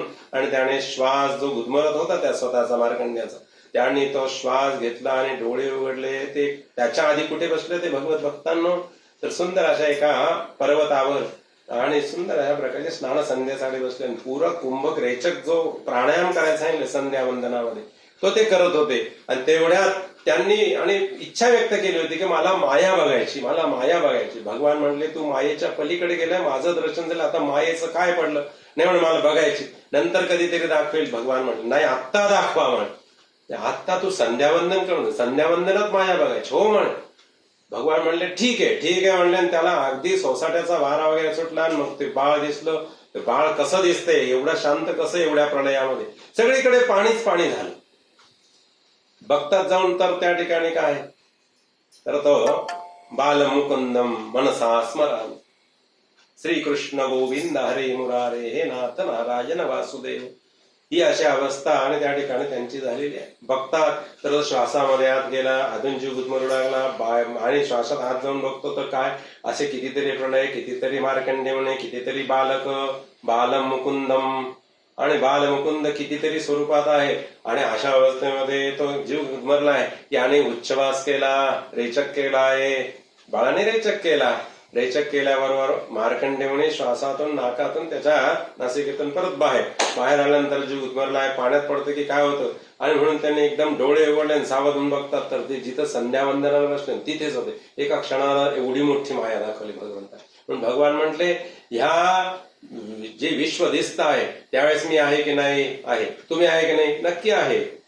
मग हे विश्व ज्यावेळेस दिसत नाही, प्रलय होतो, त्यावेळेस तुम्ही असता की नाही, असता. तुम्ही अव्यक्त स्वरूपाने असता, आणि मी ही निर्गुण रूपामध्ये असतो, निराकार रूपामध्ये असतो. तू हे समजू नकोस की मी आत्ता आहे. आपण सहज बोलताना बोलतो का, आपल्याला सुद्धा असं वाटतं आहे ना, 3 महिने झाले, कधी सुट्ट्या, एकदा मेलो तर बरं होईल, डोक्यात ताण तरी संपेल, कटकट तरी संपेल. हे कोरोना, बाहेर जाऊ नको, मध्ये येऊ नको, इथं याला भेटू नको, त्या आपल्याला कधी कधी असं त्रागा होतो. असं वाटतं मरून गेलं तर बरं होईल. नाही हो, मेलं तरी सुटका नाही आमची, हे आम्हाला सोसावंच लागणार आहे. अहो हे कोरोना हे क्षणभर आहे, जिथं श्वास घेणं आम्हाला जमत नाहीये किंवा अजून काही. तुम्ही पुराणांमधल्या गोष्टी जर वाचल्या ना तर असं काही चित्र विचित्र आहे. तुम्हाला तहान लागली तर पाणी पिता येत नाही, कारण जे आहे ना जाण्याचा प्रवाह म्हणजे प्रवासाचं जे आहे ना ते रोज 86 योजन अंतर कापायचे रोज आपल्याला. आता मल्टिप्लाय करायचं, 1 योजन म्हणजे 7 मैल, आणि 7 मैल म्हणजे साधारणपणे 14.5 ते 15 किलोमीटर. त्याला मल्टिप्लाय 86, जे काही उत्तर येईल एवढा प्रवास रोज करायचा आहे. किती दिवस? वर्षभर. आता काय संख्या येईल ते बघावं बरं. आणि एवढा प्रवास करायचा कधी? मृत्यू झाल्यावर एकट्याने. मृत्यू झाल्यावर 13व्या दिवसापासून हा प्रवास करायचा, वर्ष श्राद्धाच्या दिवस येईपर्यंत. आणि मग तुमचा न्याय निवाडा, आणि मग तुम्हाला तुमचं पाप काय, तुमचं पुण्य काय, इत्यादी इत्यादी हा सगळा प्रकार आहे. म्हणजे आपण जे म्हणतो ना मेलं की सुटलं, सुटत नाही महाराज, कधीच कोणीच सुटलेलं नाही, कोणी सुटणारही नाही कधीच कोणीच. भगवत भक्ती करत करत राहिलो आणि आपले दुर्गुण बाजूला सोडले तरच आपली सुटका आहे, अन्यथा नाही. म्हणून भगवान म्हणतात नत्वे वाहन जातुनासन नत्वन्नेमे जनाधिपाः न चैव न भविष्यामः सर्वे वयमतः परम. मी, तू आणि हे सगळे दिसणारे राजे जे तू म्हणलं ना, हे मरणार आहेत, असं होणार आहे, तसं होणार आहे, हे सगळे पूर्वी होते की नाही? नक्की होते. आत्ता दिसतायत की नाही? म्हण नक्की दिसतायत. आणि याच्यानंतर असणार आहेत की नाही? नक्की असणार आहेत. आता ही जर गोष्ट नैमित्तिक आहे तर मग तू कशासाठी त्रागा, कशासाठी दुःख, कशासाठी विलाप, कशासाठी तर्क वितर्क करतोस बाळा? सांग बर. अरे सगळेजण आत्मरूपाने नित्य त्रिकाळात वास करणारे अशा प्रकारचे आहे. सर्वे वयम सर्वे म्हणजे आम्ही सर्व, अतः परम म्हणजे या शरीराचा नाश झाल्यानंतर सुद्धा, आणि सदा सर्व काळ असेच राहणार आहेत. आपण नाही असं नाही, आणि सदा सर्व काळ असेच राहणार आहोत असंही नाही. त्याच्यामुळे तू फार विचार करू नको. आत्मरूपाने मात्र आपण राहू, शरीर रूपाने आपण राहणार नाही. आत्मरूपाने जीवात्म स्वरूपात आपण तसेच राहणार आहोत. त्याच्यामुळे तू ह्या गोष्टीचा विचार करू नको आणि सारखा दुःख विलाप करत नको बसू. आता आत्मा नित्य कसा आहे हे आधी पहिले समजून घे, नंतर मोक्ष वगैरे नंतर बघू म्हणे. तुझा प्रश्न आहे की मला मोक्ष कसा मिळेल, पहिले आत्मा कसा असतो किंवा हे काय आहे हे जरा समजून घ्यायला हवं म्हणे. कसं असतं, स्टेप बाय स्टेप जर गेलो ना शिकत तर मग ग्रॅज्युएशन होतं. तर जन्माला आला म्हणलं की मला 13व्याच वर्षी डिग्रीची परीक्षा द्यायची, असा एखादा मुलगा असतो जे आपल्याला युट्यूबवर किंवा त्या फेक असतात की खऱ्या असतात माहिती नाही त्या सगळ्या न्यूज, नंतर आपल्याला टीव्ही मध्ये पण दिसतं कधी कधी बातम्यांमध्ये की इतक्या इतक्या वर्षाचा मुलगा आणि ग्रॅज्युएशनची परीक्षा द्यायला त्यांनी परवानगी मागितली. देतं का सरकार लवकर परवानगी? आणि आहे का परवानगी? अशी नाही. तुम्ही सगळ्या परीक्षा एक स्टेप बाय स्टेप पास होत गेलात त्यानंतर मग, आणि तुम्हाला 17 नंबर फॉर्म भरायचा असेल आणि जर तुम्हाला जर 12वीची परीक्षा द्यायची असेल त्याच्यासाठी सुद्धा तुमचं वय किमान 18 वर्ष पूर्ण असल्याशिवाय तुम्हाला तो भरता येत नाही 17 नंबर फॉर्म. उद्या 5 वर्षाचा मुलगा तो म्हणला 17 नंबर फॉर्म भरायचा आणि मला ती परीक्षा द्यायची एकदम 11वीची 12वीची किंवा 10वीची, नाही देता येत. त्याला सुद्धा काही नियमावली आहे. त्याप्रमाणे भगवान म्हटले की बघ तू आता मी सांगतो तसं बघ, ऐक जरा, म्हणजे तुझ्या लक्षात येईल, तुझ्या सगळ्या शंकांचं निरसन होईल रे बाळा. देहिनोऽस्मिन् यथा देहे कौमारं यौवनंजरा तथा देहांतर प्राप्तीर धीरस्तत्र न मुह्यति. ज्याप्रमाणे काय आहे, देहिनोऽस्मिन् अस्मिन् देहे यथा अस्मिन् देहे, म्हणजे ज्याप्रमाणे ह्या देहामध्ये देहिवान म्हणजे देह धारण केलेला जो आत्मा आहे, आत्मा कसा आहे, निर्गुण निराकार आहे, सनातन आहे, सर्व व्याप्त आहे, परंतु देह धारण केला की त्याला एक नाव दिलं जातं, काही क्ष नाव असेल काय जे असेल ते. मग तर यथा अस्मिन् देहे देहिनाः, मग देह प्राप्त झाला तर त्याला वेगवेगळ्या प्रकारच्या अवस्था आपोआपच प्राप्त होणार आहे. कौमार आहे म्हणजे बाल्यावस्था आहे, यौवनम मध्यावस्था आहे, जरा म्हातारपण, या अवस्था आपोआप शरीराच्या रूपाने प्राप्त होणाऱ्या आहे. तथा देहांतर प्राप्ती, तथा देहांत तसाच प्रकारे दुसऱ्या देहाची पण त्याला परत प्राप्ती होते, शरीर नाश पावतं आणि परत दुसरा शरीर प्राप्त होतं त्या जीवात्म्याला. तत्र म्हणूनच तर विद्वान लोक ही ज्या वेळेस गोष्ट समजते ना त्यावेळेस ह्या देहाबद्दल फारसं काय करतात तर विचार नाही करत. ह्या देहाबद्दल विचार कोण करतो माहितीये अर्जुना? ह्या देहाबद्दल विचार जो अज्ञानाने पूर्णपणे भरलेला आहे ना तो विचार करतो देहाचा. या देहाचा विचार फार करू नये. ह्या देहापासून जी कर्म होणार आहेत ना आणि त्या कर्मानुसार आपल्याला काय फळ मिळतं ह्या चौकसपणे दृष्टी ठेवून त्यानुसार आपलं कर्म करत राहावं, बाकी काही करू नये. विहित कर्म जे आहे ना ते न चुकता करत राहावं, बाकी काही करू नये. या देहाचा फार विचार केला की मनुष्य जास्तीत जास्त दुःख होतो, जास्तीत जास्त दुःखी होतो. आणि हा देह फार काळ टिकणारी गोष्ट नाहीये. हा सारखा बदलत राहतो आणि बदल झालेल्या मानवाला आवडतो, नाही का? बदल झालेल्या मानवाला आवडतो. बघा, आपण जर आपल्या मानवाच्या उत्क्रांतीचा इतिहास बघितला तर फार पूर्वी शस्त्र नाही, अस्त्र नाही, काही नाही. म्हणून आपण काय करत होतो तर वानराच्याच पद्धतीने जीवन जगत होतो. फळच खात होतो कच्चे जे असतील ते, आणि चिरायला आपल्याकडे साधनं नव्हते. आता आपण बघितलं ना तर किती बदल झालेला आहे बघा. आमच्या आईने आजीने आणि विळीने फळ चिरून दिलं. आत्ताची जी तरुण मुलगी आहे ना तिच्याकडे एक नवीनच काहीतरी साधन आलं. म्हणलं एकदा सारख्या पुढी कश काय केल्या, म्हणलं एवढी सुगरण कश काय तू? ती म्हणली काय सोपं आहे म्हणे, ते मशीन मिळते म्हणे काहीतरी एक, आणि ते काय सफरचंद ठेवायचं वरून दाबलं की सगळीकडून सारखं, परत मधलं बी पण. म्हणलं बी सुद्धा काढले तू? आमच्या आईने जेव्हा सफरचंद चिरून द्यावा ना ते असं वाकडं तिकडं कधी ते बी काढत नव्हती. ते म्हणे तू काढून घे खातानी, मला काय करायचं. आणि तू मात्र बायको किती सुगरण झाली, बी सगळं काढून आणलं. म्हणलं कसं काढलं? फारच हुशार आहे आईपेक्षा म्हटलं माझ्या.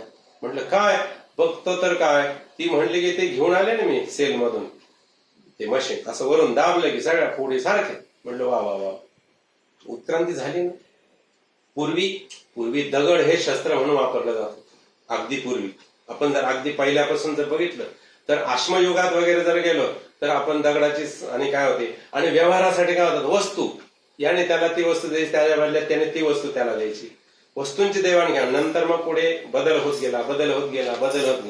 तो आपण स्वीकारला की नाही, आनंदाने स्वीकारला. आतापर्यंत आपल्याला पैसे दिल्याशिवाय कुठली गोष्ट चालत नाही. आता पैसे द्यावेच लागत नाही. मेसेज येतो एक, मेसेज साधा, यस डन, पैसे मिळाले, अकाउंटला जमा झाले. समजतच नाही जमा झाले. तिकडून मेसेज आला पैसे जमा झाले, इकडून म्हणतो वस्तू घेऊन जातो मी, आले पैसे तुमचे. आपल्या अकाउंट मधून पैसे गेले का नाही गेले, कधी कधी 10 लाख रुपये जातात, कधी कधी 1000 रुपयाची वस्तू घेतली तर 5-5 लाख रुपये जातात, कधी कधी काही न करता आपल्या अकाउंटला 10-10 लाख रुपये येतात. असू दे, विज्ञान आहे, त्याच्या त्रुटी असणारच आहेत. नाही का. आपण भरपूर ह्या सगळ्या गोष्टींचा अनुभव घेतो. त्याच्याशी आपल्याला टीकाही करायची नाही, त्याच्याकडे जायचंय नाही फारसं खोलावर. आपण फक्त आपला आपला हा भाग बघूया भगवंतानी सांगितलेल्या गोष्टीचा. देहेस्मिन यथा देहे, अरे ज्याप्रमाणे या देहा शरीरात देहवान आत्म्याला आत्मा शरीर धारण करता झाला की मग काय झालेलं आहे, त्याला कौमारम यौवनं जरा, त्याला कुमारावस्था प्राप्त झालेली आहे, यौवन तारुण्य प्राप्त झालेलं आहे, म्हातारपण प्राप्त झालेलं आहे. कदाचित म्हातारपणानंतर देहाचा सोड आणि अंतर पण पडणार आहे, देह सुटणार आहे, परत देह प्राप्त होणार आहे. ही प्रक्रिया सारखी चालणारी आहे. देहाला हा मी किंवा हा माझा असे समजतो ना, त्याला म्हटलंय देही. या देहाला हा मी आहे असं जो मानतो ना, त्याला म्हणायचं देही, त्याला म्हणायचं देही. भगवत भक्तांनो, आम्हाला जर उत्तम दर्जाचे श्रेष्ठतम अशा प्रकारचे साधक जर मिळाले, आमच्या नशिबाने जर पाहायला मिळाले, तर ते कधीही याला तुमची ओळख काय असं जर एखाद्या परमहंस स्वरूपाला प्राप्त झालेल्या संतांना विचारलं ना, तर ते काय म्हणतात माहितीये का, ह्या देहाला भगवंताचा दास म्हणतात असं सत्पुरुष सांगतात. हा मी नाहीये. आपल्याला विचारलं आपण काय म्हणतो, हा मी, हा मग माझं हे असं नाव, माझी इथे तिथे तिथे अशी अशी माझी इस्टेट आहे, इथे तर माझं घर आहे, तिकडे एक बंगला आहे, माझी ओळख ही माझी ओळख, माझं इथं आहे, तिथं ते तिथं ते तिथं ते, माझी इतकी इस्टेट आहे, माझं बँक बॅलन्स एवढा आहे, माझ्याकडे इतक्या गाड्या आहेत, सगळ्या अपडेटेड गाड्या ज्या असतील ना, अपलोडेड नवीन नवीन झाल्या असतील, त्या सगळ्या आधी माझ्याकडे येतात, माझ्याकडे मोबाईल आहे, माझी एवढी मोठी ओळख आहे. आणि सत्पुरुष काय ओळख देतात माहिती का, ह्या देहाला आणि दत्तप्रभूंचा दास म्हणतात, या देहाला भगवतीचा दास म्हणतात, या देहाला पांडुरंगाचा दास म्हणतात, असं त्यांची ओळख देतात. ते संत आहेत ना, ते सत्पुरुष आहेत ना, जे देवासाठी आणि तन्मय झालेले आहेत, ते कधी आपली ओळख मी असा आहे असं कधी म्हणत नाही. तो ज्ञानेश्वर काय म्हणतो, निवृत्ती दास. काय गंमत आहे, ज्ञानेश्वरांनी काय म्हणलं, निवृत्तीचा दास आहे मी. ज्ञानेश्वरांची ओळख, ज्ञानेश्वरांची ताकद केवढी मोठी. ज्ञानेश्वर स्वतःला काय म्हणतात, मी निवृत्तींचा दास, माझ्या सद्गुरूंचा दास आहे मी. आमच्याकडे आहे का अशी वृत्ती किंवा असा विचार आहे आमच्याकडे? नाही. आम्ही तर आमच्या गुरूंना सुद्धा आव्हान करतो, तुम्ही तरी एवढं केलं, मी त्याच्यापेक्षा जास्त करून दाखवलं. वा, कोणाच्या कृपेने झालं हे सुद्धा विसरून गेला बेटा. मग काय होतं, तर हे जे आहे ना, हा जो अभिमान ज्याला होतो की मी म्हणजेच देह आहे आणि देही आहे आणि देह म्हणजेच मी आहे असं ज्याला वाटतं ना, त्याला म्हटलंय देही. त्या देहाभिमानी आत्म्याला याच देहामध्ये मग असा एकदा मान्य केलं, मग त्याला बाल्यावस्था आहे, कौमारावस्था आहे, त्यानंतर यौवनावस्था, जरा, पीडा इत्यादी सगळ्या गोष्टी आहेत ह्या प्राप्त होणार. पण ज्यावेळेस हा देह नष्ट होतो, त्यातला जो जीवात्मा असतो तो कुठे जातो, तो तसाच राहतो, त्याचा अंत नाही होत. त्याचा अंत होत नाही. कारण का, भगवत भक्तांनो, हा खूप गहन अशा प्रकारचा विषय आहे. हा एकदम इथं बसलो आणि सगळं समजून सांगता येईल आणि आपल्यालाही समजेल इतका सोपा विषय नाहीये. देहाला, प्रत्येक जीवाला 3 प्रकारचं शरीर प्राप्त होत असतं. एक सूक्ष्मलिंग देह शरीर, एक स्थूल शरीर, नाना प्रकारचे भौतिक शरीर आहे. तर ह्या गोष्टी आपण उदाहरणादाखल आत्ता घ्याव्या. जसं भगवंताचं ज्ञान आणि पुढे खोलात जाईल तसं ह्या सगळ्या गोष्टी आपल्याला लक्षात येतील. काय म्हणलेत भगवान, की आत्मा नित्य आहे. हे जरी कळालं ना, की गंमत अशी आहे, शीत आणि उष्ण, सुख आणि दुःख, मान आणि अपमान याचा ज्याच्यावर परिणाम होत नाही ना, तो म्हणजे खऱ्या अर्थाने आत्मा आहे. आणि ज्याच्यावर मान, अपमान आणि ह्या शीत उष्ण किंवा जय पराजय ह्या गोष्टींचा परिणाम होतो, त्याला म्हणावं हा सामान्य देही. हा लौकिक मोह होतो ज्या जीवाला, त्याला देही म्हणावं. आणि आत्मा कुणाला म्हणावं, ज्याच्यावर काही परिणामच होत नाहीये, या गोष्टींचा काही परिणाम होत नाही. गेलं जाऊ दे, काही फरक नाही पडत. आपल्या सर्वांना एक गोष्ट श्रुत आहे. जनकाच्या दरबारात, विदेह नगरीचा जनक राजा जो आहे, त्याच्या दरबारामध्ये काही योगी चातुर्मास करण्यासाठी आलेले आहेत. जलाशयाच्या ठाई आणि त्या योग्याने विचारलं इथे कुठे जलाशय राजन साहेब आहे की म्हणे आमच्या दरबारात जलाशय छान म्हणे चला मग तिथं स्नानाला जाऊया तिथेच रोज स्नान करूया चालेल म्हणे. राजा जनक जो आहे ना विदेहनगरीचा राजा तो तिथे गेला. राजाचा महाल खूप छान असा रत्नजडित आहे सुंदर सुंदर प्रकारचा आणि आभूषणांनी युक्त असा महाल आहे तो. आणि त्यांनी त्या ठिकाणी म्हटले आम्ही इथे राहूया सगळी सोबतता आहे ठीक आहे राहा. आणि मग ते तिथे गेले जलाशयात आणि स्नान करू लागले. 2 दिवस झाले 4 दिवस झाले 8 दिवस झाले आणि नंतर अचानक एक दिवस आणि सगळे शिपाई जे आहेत अनुचर जे आहेत नौकर चाकर ते आरडाओरडा करत आले महाराज महाराज महाराज महाराज घात झाला म्हणे काय झालं अरे महालाला आग लागली म्हणे कारण सगळ्या लाकडांनी सजवलेला आणि सुंदर सजावट केलेला तो महाल कशी आग लागली ठाऊक नाही. आणि राजा म्हणला लागली तर लागू दे मला काय करायचं. महाराज ते अनुचर म्हणतात अहो महाराज महाल जळून चाललाय आपला सगळा जळू दे ना मग काय अडचण नाही. योगी त्याच्याकडे आचाट होऊन बघू लागले त्या जणाला अरे बापरे अरे तुझा महाल जळतो तू जाणार नाही काय करायचं जळायला तर जळायला माझं नाही इच्छित. योगी मात्र निघाले पण तुम्ही का पळता अनुचरांना विचारलं. महाल त्याचा जळतो तुम्ही का पळता. आमच्या लंगोट्या आहेत म्हणे तिथे परत लंगोटी नाही आमच्याजवळ दुसरी घालायला. हा राजा ह्या काही पण कुठून पण उपलब्ध आम्हाला कोण देणार आहे. मग बघा योगी कोण वस्त्रांतर केलाय तो योगी आहे की आपल्या कृतीने योगी झालेला तो योगी आहे. हा कोण आहे हा खरा आत्मा आहे म्हणून त्याला विदेह नगरीचा राजा केलेला आहे. त्याला देहाबद्दल आसक्तीच नाही म्हणून तो विदेह नगरीचा राजा. हा देह आहे आणि त्या देहाच्या अनुषंगाने असलेली ही माझी सत्ता आहे ही माझी संपत्ती आहे माझं क्षेत्र आहे ही माझी स्थावर जंगम इस्टेट आहे माझं सोनं आहे हे माझं अमुक आहे माझे शेळ्या आहेत बकऱ्या आहेत गुरं आहेत गायी आहेत ढोर आहेत संपत्ती नाही मला काहीच नाही माझ्याजवळ काहीच नाहीये. आणि जे नाही ते मिळवण्यासाठी मी ह्या देहाचा आणि काय करणार तर वापर करणार आहे. काय पाहिजे मला परमधन ईश्वरीय साक्षात्कार यासाठी मी जगतो आहे. हा विचार ज्यावेळेस येतो ना त्यावेळेस अशी ही शोक करण्याची विलाप करण्याची विषाद होण्याची वेळच येत नाही म्हणे बाबा वेळच येत नाही. शंका अजून काही अर्जुन आणि घेईल. अर्जुनाला हे सगळं समजलेलं नाहीये रुसलेलं नाहीये. हे तत्वज्ञान रुसणं सोपी गोष्ट नाहीये. त्यासाठी खूप मोठी बैठक लागते महाराज आणि खूप मोठी बैठक असेल तर हे रुसतं किंवा समजतं. भगवान म्हटले आता थोडक्यात तुला एक सांगतो म्हणजे तुला लक्षात आहे. हे जे मी सांगितलं ना आता तुला उदाहरण की शीत उष्ण सुख दुःख हे सहजपणे सहन करण्याची किंवा ही सहज होणारी घटना आहे. काय त्याच्यात विलाप करायचा आहे. आता हे उदाहरण तुला समजावं म्हणून तुला पुढचा श्लोक सांगतो नीट कान उघडे ठेवून ऐक म्हणे बाबा.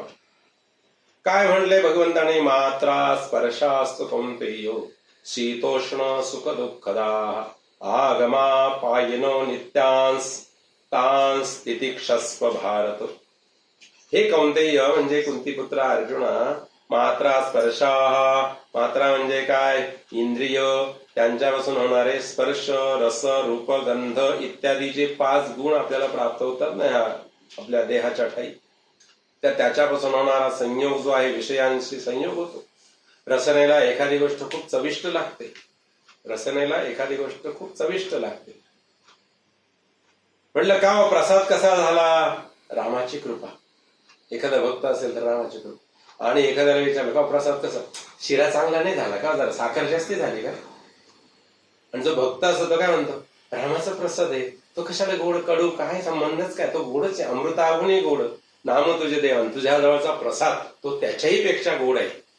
आणि आमचं काय म्हणणं आहे शिरा चांगला नाही झाला आणि दुसरा काय म्हणतो अरे प्रसाद म्हण शिरा नको म्हणतो. त्याला शिराच असतो ना तो त्याला का बरं प्रसाद म्हणतो. मग का गोड आणि किती चविष्ट लागतो तो शिर आपण म्हणतोच नाही मुळे खाऊ घरी शिरा करावा ना तसा नाही होतो.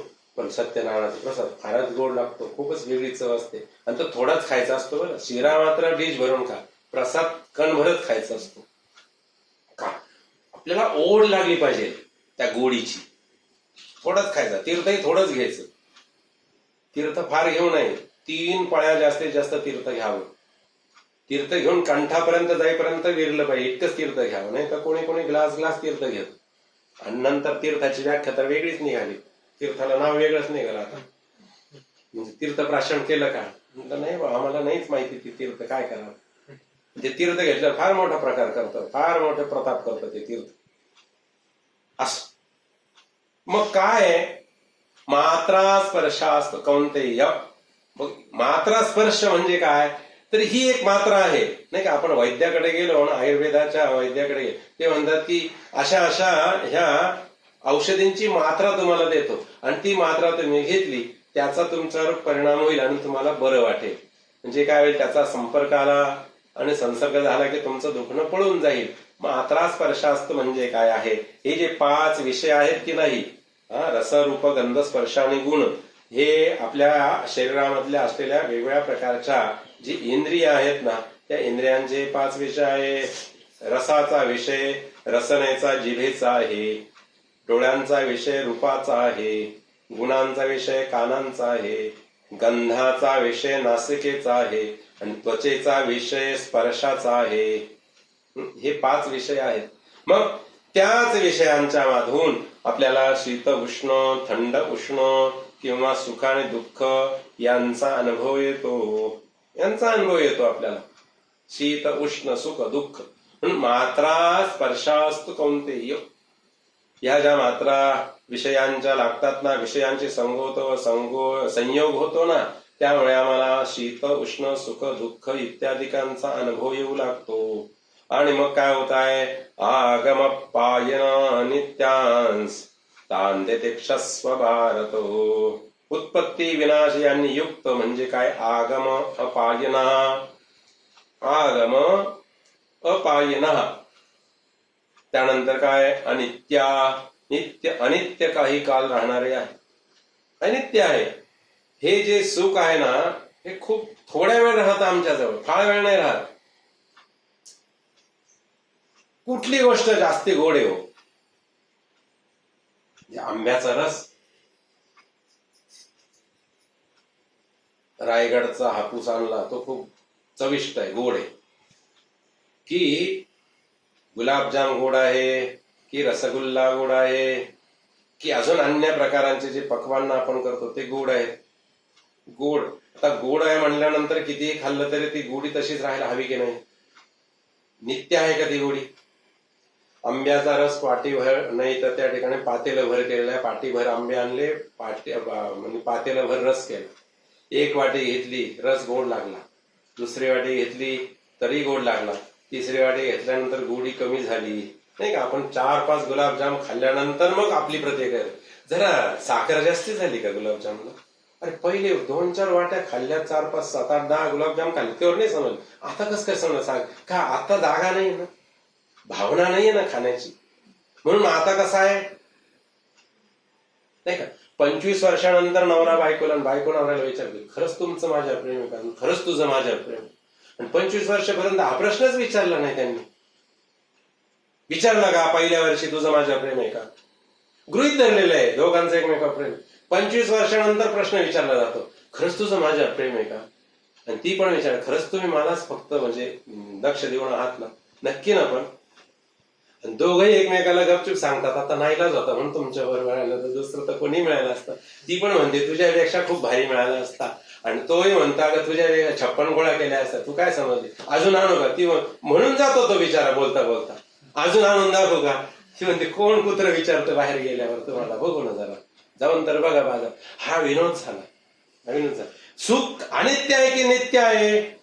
भगवान प्रश्न विचार, नित्य की अनित्य, सांगा, बोला अर्जुना बोल. अरे ह्या इंद्रियांच्या पासून मिळणार सुख हे काही क्षणापुरतं टिकणार आहे, अनित्य नित्य नाही. आत्म्यापासून मिळणारं जे सुख आहे ते सदा सर्व काळ टिकणार आहे. आणि पंडित लोक आत्म्याचा विचार करतात म्हणून तुझ्यासारखे याच्यासाठी त्याच्यासाठी दुःख करत रडत बसत नाही. तुझे रडतोयच ना, मला हे करायचं नाही, मला ते करायचं नाही, मला हे अशाने हे होईल, त्याच्याने ते होईल. पंडित लोक ह्याचा विचार नाही करत, जे होईल ते होईल. आणि त्यांच्या हातून कधीही चूक होत नाही. वेड्या तुला सांगितलं ना, यांच्यासाठी शोक करणं योग्य नाहीये, तरी तू शोक करत बसलास. अरे नित्य नाहीये अर्जुना हे सुख आणि हा विचार, अजिबात चिरकाळ टिकणारा नाहीये, काही क्षणापुरता आहे. आगमापायिनो नित्यांस तान तितिक्षस्व भारतो. आणि ही काही क्षण टिकणारी गोष्ट आहे. काही क्षण टिकणारी गोष्ट. आता भगवंताने सांगितलेली गोष्ट खरी की खोटी आपण आपल्याकडे बघावं. आपल्याला जर चटका बसला, दाह किती वेळ होतो आणि किती ती तीव्रता किती वेळ टिकून राहते दाहाची. अगदी ज्यावेळेस आपल्याला चटका बसला त्यावेळेस खूप दाह असतो. थोडा वेळ जसं जाईल तसा दाह कमी होत जातो. आणि आताच आपण बघितलं आंब्याच्या पहिल्या वाटीला जो आपल्याला चव लागते किंवा गोडी वाटते ती तिसऱ्या किंवा चौथ्या वाटीनंतर गोडी नाही लागत. एवढं तर खाऊ शकत नाही आपण. पूर्वीचे लोक होते की ते बोलतात अरे आम्ही एका बैठकीत जेवण झालं 25 लाडू. ते खरे खाल्ले होते का नाही कोणाच पण ते बोलतात ना, अरे आम्ही जेवण झाल्यानंतर पहिल्यावर 20 लाडू खाल्ले रे, तुम्हाला एक लाडू जात नाही. काय तुमचं शरीर आणि काय तुमचं. असं म्हणतात की पूर्वीचे लोक असं घट म्हणजे तांब्या तूप प्यायचे हो, तूप. आम्हाला चमचा भर तूप घेतलं की शिशेरी बसल्यासारखं होतं. काय आईची वाढवून ठेवलं तूप, जरा हात चिकट झाला, नको मला ते तूप खाल्ल्याने आणि रूप येत नाही, परंतु शरीरामध्ये आवश्यक असलेले सगळे द्रव्य आपल्याला प्राप्त होतात. तूप कुठलं तर आपल्या घरच्या गाईचं काढलेलं दूध, त्याचं तापवलेली साय, ती विरजण लावली, त्याचं घुसळून केलेलं लोणी आणि त्याच्यानंतर मिळालेलं जे अग्नीवर कडवलेलं जे तूप असेल ते खाल्लं की मग कुठल्या प्रकारचं कुठलाही रोग होत नाही, बरं काहीच होत नाही. असो तर मग किती वेळ त्रास सहन होतो किंवा किती वेळ त्रास, त्याची दाहकता किती वेळ असते किंवा सुखाची आणि ही एकदम आल्हाददायक अवस्था किती वेळ टिकते. फार वेळ नाही टिकत महाराज, फार वेळ नाही टिकत. खूप थोड्या वेळात त्याचा ऱ्हास व्हायला सुरुवात होते, दुःखाचाही आणि सुखाचाही आणि दुःखाचाही दोघांचा ऱ्हास होतो असतो. आणि हे लक्षात ठेवलं की मनुष्य दुःख करणं सोडूनच देईल, मग दुःख करणं सोडून देईल. हे दुःख म्हणजे अज्ञानाचं लक्षण आहे अर्जुना. शीत उष्ण आणि त्याला तू आता तितिक्षा म्हणजे काय आहे तर सहन करायला शिकलं पाहिजे. काय नाही, एक थोड्या वेळ क्षण सहन केलं ना पुढे सगळा आनंद असतो. त्याचा जर खूप असा भाऊ केला ना आणि सामान्य आता जी परिभाषा आहे ना त्याचा जर खूप इश्यू केला ना म्हणजे असे त्रास होतो. इश्यू केला नाही ना, विसरलं ना मग काहीच वाटत नाही, त्याचं काहीच वाटत नाही. बघा तुम्ही ज्यावेळेस गीता शिकायची ठरवली आहे त्यावेळेस सुरुवातीला आपल्याला वाटलं की नाही अरे बाप ते तर संस्कृत आहे ना, आपल्याला तर शाळेत संस्कृत नव्हतं आणि मग आपल्याला कसं येईल. बघता आमचे किती श्लोक झालेले आहेत महाराज, तर 70 श्लोक होत आले. आणि ज्याला विचारावं शंका आहे का, एकाही दिवशी कुणीच शंका विचारला नाही जास्ती. म्हणजे सोपं आहे की नाही भगवद्गीता. मला मोठा प्रश्न पडला, म्हणले ऑनलाईन कसं शिकवायचं, कुणाला कसं जमणार आहे, किती जमणे ठाऊक नाही. समोर बसल्यावर उच्चार बरोबर येतात की नाही ते समजतं. इथं कसं समजेल, इथं कोणी शंकाच विचारत नाही. एकदम इन्स्टंट मध्ये बुद्धी प्रगल्भ झालेली दिसते सगळ्यांची, कुणाला काही शंकाच येत नाहीये. पण भगवान म्हटले थोडा त्रास होईल, थोडा त्रास होतो. पहिल्या दिवशी ज्यावेळेस आपण गीता शिकतो ना, पहिला श्लोक ज्यावेळेस जो कोणता पहिल्यांदा श्लोक शिकतो त्यावेळेस वाटते जी वळेल का नाही, यांची कशी काय वळते, आपली का वळत नाही, ते कसं काय म्हणावं.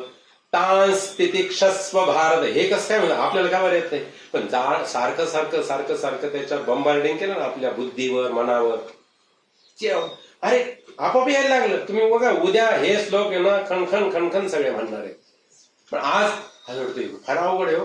आगमा काय, पायनो काय, नित्यांस तांस तितिक्षस्व भारत, कसं काय म्हणायचे, तोडायचे कसे, खूप सोपं आहे. उभयोरपि दृष्टोंतस त्वनय तत्वदर्शिभिः.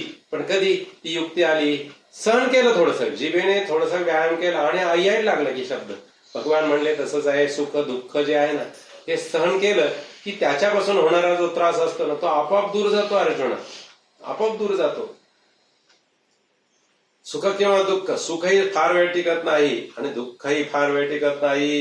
हे दोन्हीही गोष्टी नाशवंत आहेत, त्या फार चिरकाल टिकणाऱ्या नाही आहे. आणि म्हणून यही न व्यथयन्ते ते पुरुषम पुरुषर्षभ समदुःख सुखम धीरम सोमृतत्वाय कल्पते. पुरुषर्षभ म्हणजे काय आहे तर पुरुष श्रेष्ठा.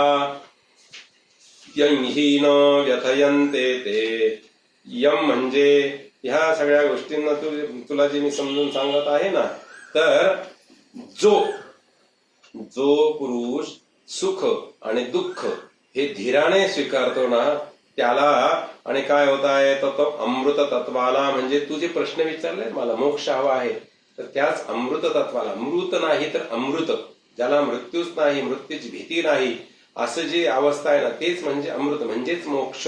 हे पद त्याला आपोआप मिळतं. बरं, काय करावं तर धीर धरावा थोडा. आपण ज्या भूमीत राहतो ना भगवत भक्तांना, या बाबांच्या, साईबाबांची भूमी जी आहे, या साईबाबांच्या मध्ये आणि खूप सोपी आणि सुटसुटीत शिकवण आहे साईबाबांची. काय सुटसुटीत शिकवण आहे साईबाबांची? श्रद्धा पण पाहिजे, पण सबुरी पण पाहिजे. घाई नको, सबुरी, धीर पाहिजे आपलं, धैर्य असायला हवं थोडं. भगवान तेच सांगतात, सुख आलं तरी धीराने राहा, दुःख आलं तरी धीराने राहा. हे शरीराच्या इंद्रियांच्या संयोगाने होणाऱ्या गोष्टी आहेत, सहज होणाऱ्या, नैमित्तिक आहेत. त्याच्यासाठी फार आणि त्याचा आणि काय करावं तर फार बाऊ करू नये. त्याचा बाऊ केला, इशू केला की मग त्रास होतो रे बाळा अर्जुना, तू असं करू नकोस, मी सांगतो तुला नीट आहे. हे पुरुष श्रेष्ठा, काय तर यही न पुरुषर्षभ, म्हणजे पुरुष श्रेष्ठा, ही सगळं समदुःख सुखम यंधीर पुरुषम, म्हणजे ज्या पुरुषाला, यम म्हणजे ज्या पुरुषाला सुख दुःख हे दोघीही कसे आहेत, व्यथयंती न व्यथयंती, म्हणजे न व्यथयंते ते पुरुषम पुरुषर्षभ, ज्याला सुख आणि दुःख याचा प्रभाव त्याच्यावर फारसा काही पडत नाही, त्याला काय होत आहे तर तो खूप सहजपणे जगू शकतो, सहजपणे जगू शकतो, त्याला काही परिणामच होत नाही.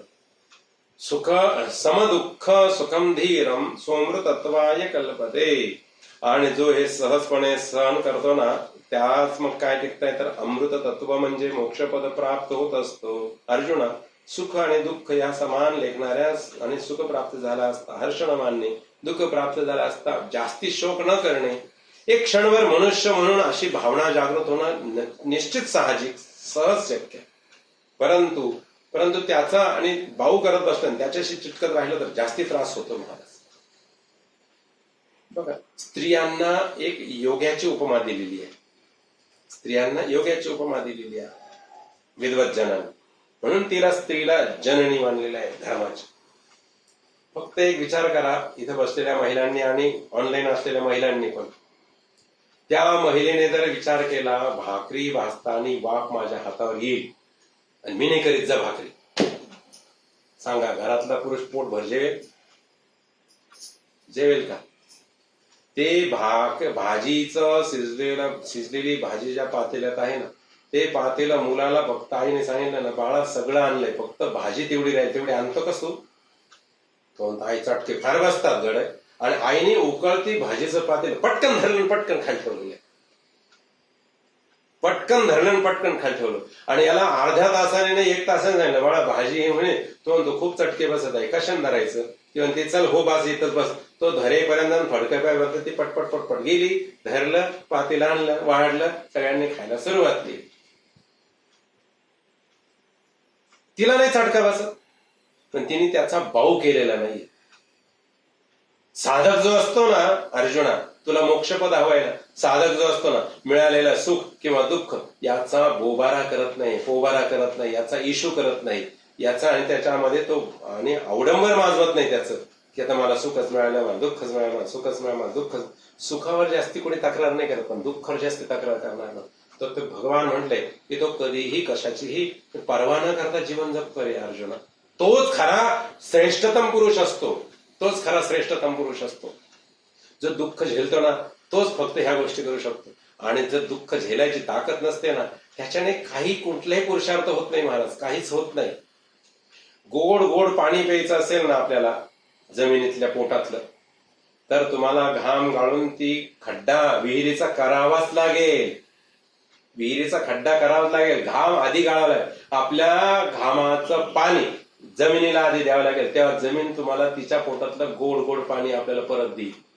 अर्जुना, हे त्याच्याजवळ, ज्याच्याजवळ ही गोष्ट तयार आहे ना, तोच फक्त ही गोष्ट करतो, तोच त्या अमृत तत्वाला किंवा मोक्षपदाला जाऊ शकतो. मोक्षपद म्हणजे वाटतं तितकं सोपी गोष्ट नाहीये. मोक्ष ह्या शब्दाचा अर्थच काय आहे तर मोहाचा क्षय करणे म्हणजे मोक्ष. मोक्षपद म्हणजे असं एखादं साधन आहे की आपल्याजवळ खूप पैसे आहेत, एखादा मोठा यज्ञ केला, याग केला, खूप विद्वान ब्राह्मणांना घरी बोलवलं, जपाला बसवलं, अनुष्ठान केलं, त्यांना खूप दान धर्म केला आणि हे सगळं केलं म्हणजे आपल्याला मोक्षपद नाही मिळणार.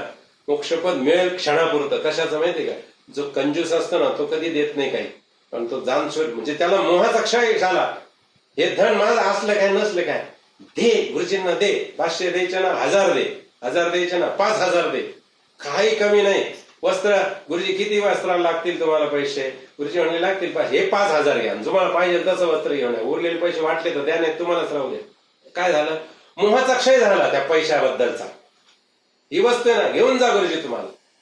ऋषी मुनींना दिली म्हणून त्या यज्ञाने नाही मोक्ष मिळाला आम्हाला, तर ही वृत्ती जी बदलली ना आमची त्याग करण्याची, वस्तू जी सांगितली त्याच्यापेक्षा जास्ती उत्तम दर्जाची आणि जास्ती चांगली वस्तू आणि जास्ती प्रमाणात आणून ठेवली. गुरुजी जेवढं पाहिजे तेवढं वापरा, सगळं नेलं तरी चालेल. काही गुरुजी म्हणतात नाही एवढंच लागतं, एवढं घेऊन जा. ती माऊली घरातली काय म्हणते, हे तुमच्या नावाने यज्ञाच्या नावाने आणले, सगळं तुम्ही घरी घेऊन जा. गुरुजींना त्याची गरज नसते तरीही ती म्हणते घेऊन जा घेऊन जा. का? तर त्यावेळेस तिला त्या क्षणापुरतं त्या वस्तूबद्दल मोक्ष मिळालाय आणि तिला आशाच नाहीये हे पाटीभर किलोभर 2-5 किलो जे काय आणलं ते मला घरात ठेवायचं उरवून नाही, सगळं घेऊन जा. त्यांनी सांगितले 5 किलो तांदूळ आणि पूजा म्हणता म्हणता गुरुजींना लागले 6 किलो तांदूळ. जी मोहाचा क्षय करण्यासाठी उद्युक्त झालेली महिला आहे ना ती म्हणते आहे की घरात अजून तांदूळ माझे रोजचे महिन्याचे भरलेले, ते वापरा गुरुजी, पण पूजेत काटकसर करू नका. आणि एखादी असते ना आमच्यासारखी कंजूस, ती म्हणते का हो तुम्ही तर 5 किलो दिले होते, आता अजूनही 2दा दिले तरी तुम्हाला तांदूळ लागतातच का?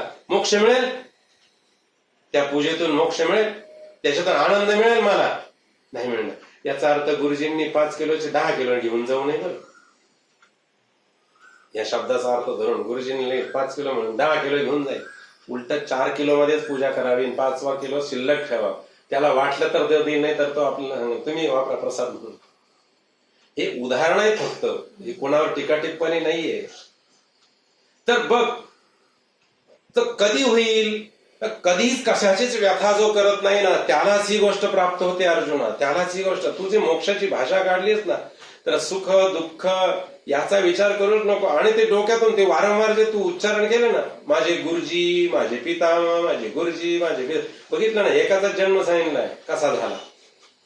हे त्याच्यासाठीच जन्माला आलेले आहेत आणि त्याच माध्यमातून यांचा अंत होणार आहे. तू का दुःख करतो, का शोक करतोस? हे रणांगणामध्ये त्यांना वीर मरण यावं ही त्यांची इच्छा आहे, त्यांना तिथे मोक्षपाद प्राप्त होणार आहे. तू का मागे मागे सारख्याची भाषा करतो रे वेड्यासारखी, अज्ञानी मनुष्यासारखी, आणि गप्पा तर मारता पंडितासारखे मारतो. आता हे असं केलं की ते तसं होईल, ते तसं केलं की असं होईल. आता ऐक म्हणे, आणि अर्जुना सुख आणि दुःख यांना समान लेखणाऱ्या म्हणजे सुख प्राप्त झाले असता हर्ष न मानणाऱ्या आणि दुःख प्राप्त झाले असता विषाद न मानणाऱ्या अशा नित्य विवेकी आणि विरक्त बुद्धी साक्षरू पुरुषाला सुख दुःख आणि मान अपमान जय पराजय याचा कधीही विचार स्पर्शे करत नाही. त्याला त्या आत्मानुभवापासून आणि कुणीही आणि बाजूला करू शकत नाही. आणि हा आत्मानुभव येणं म्हणजेच मोक्षपदाची सुरुवात आहे. ज्याला आत्म्याचं ज्ञान प्राप्त झालं ना, आत्मा कसा आहे? स्वानंद स्वरूप आहे. परमात्मा कसा आहे? स्वानंद आहे. आणि आत्मा ही स्वानंद स्वरूपच आहे. पण त्या आत्म्याची जेव्हा ओळख होईल ना, त्यावेळेस जसा परमेश्वर ईश्वर जसा निरपेक्ष असतो, निराकार निर्गुण, त्याचप्रमाणे हा जीवात्मा सुद्धा तसाच होऊ शकतो. हाच तुला काय करायचा आहे तर त्या ठिकाणी अभ्यास करायचा आहे. आता तो कसा करायचा हे पुढच्या श्लोकात सांगितलेलं आहे भगवत भक्तांनो. परंतु आपला वेळ आता संपून गेला आहे नाही का? 5:30 5:45 होऊन गेले साधारणपणे. आणि आपल्याला हा वेळ का गेला तर आपल्याला थोडा हा तांत्रिक जो बिघाड आहे हा रोज होऊ शकतो. आता पावसाळ्याचे दिवस आहेत, थोडासा तांत्रिक बिघाड हा होत राहणार आहे. त्यामुळे ही मानसिकता ठेवूनच आपल्याला आता हळूहळू पुढे जायचं आहे. जसं जाता येईल तसं अजून हळूहळू पुढे जाऊया. तर आपण फक्त 5 श्लोकांचा अर्थ आता आज बघू शकलो. पुढच्या 5 श्लोकांचा अर्थ आपल्याला बघायचा असेल तर थोडा वेळ लागेल. त्याच्यापेक्षा आपण हा श्लोकांचा अर्थ उद्या बघू. आपल्याला अजून काही शंका असेल तर ती लक्षात ठेवा आणि उद्या आल्या ह्या 20 श्लोकांमधली काही शंका असेल तर विचारा अजूनही आपण. मग आपण पुढच्या श्लोकांकडे वळूया. झालेली सेवा देवाच्या चरणी अर्पण करूया. गोपाल कृष्ण भगवान की जय.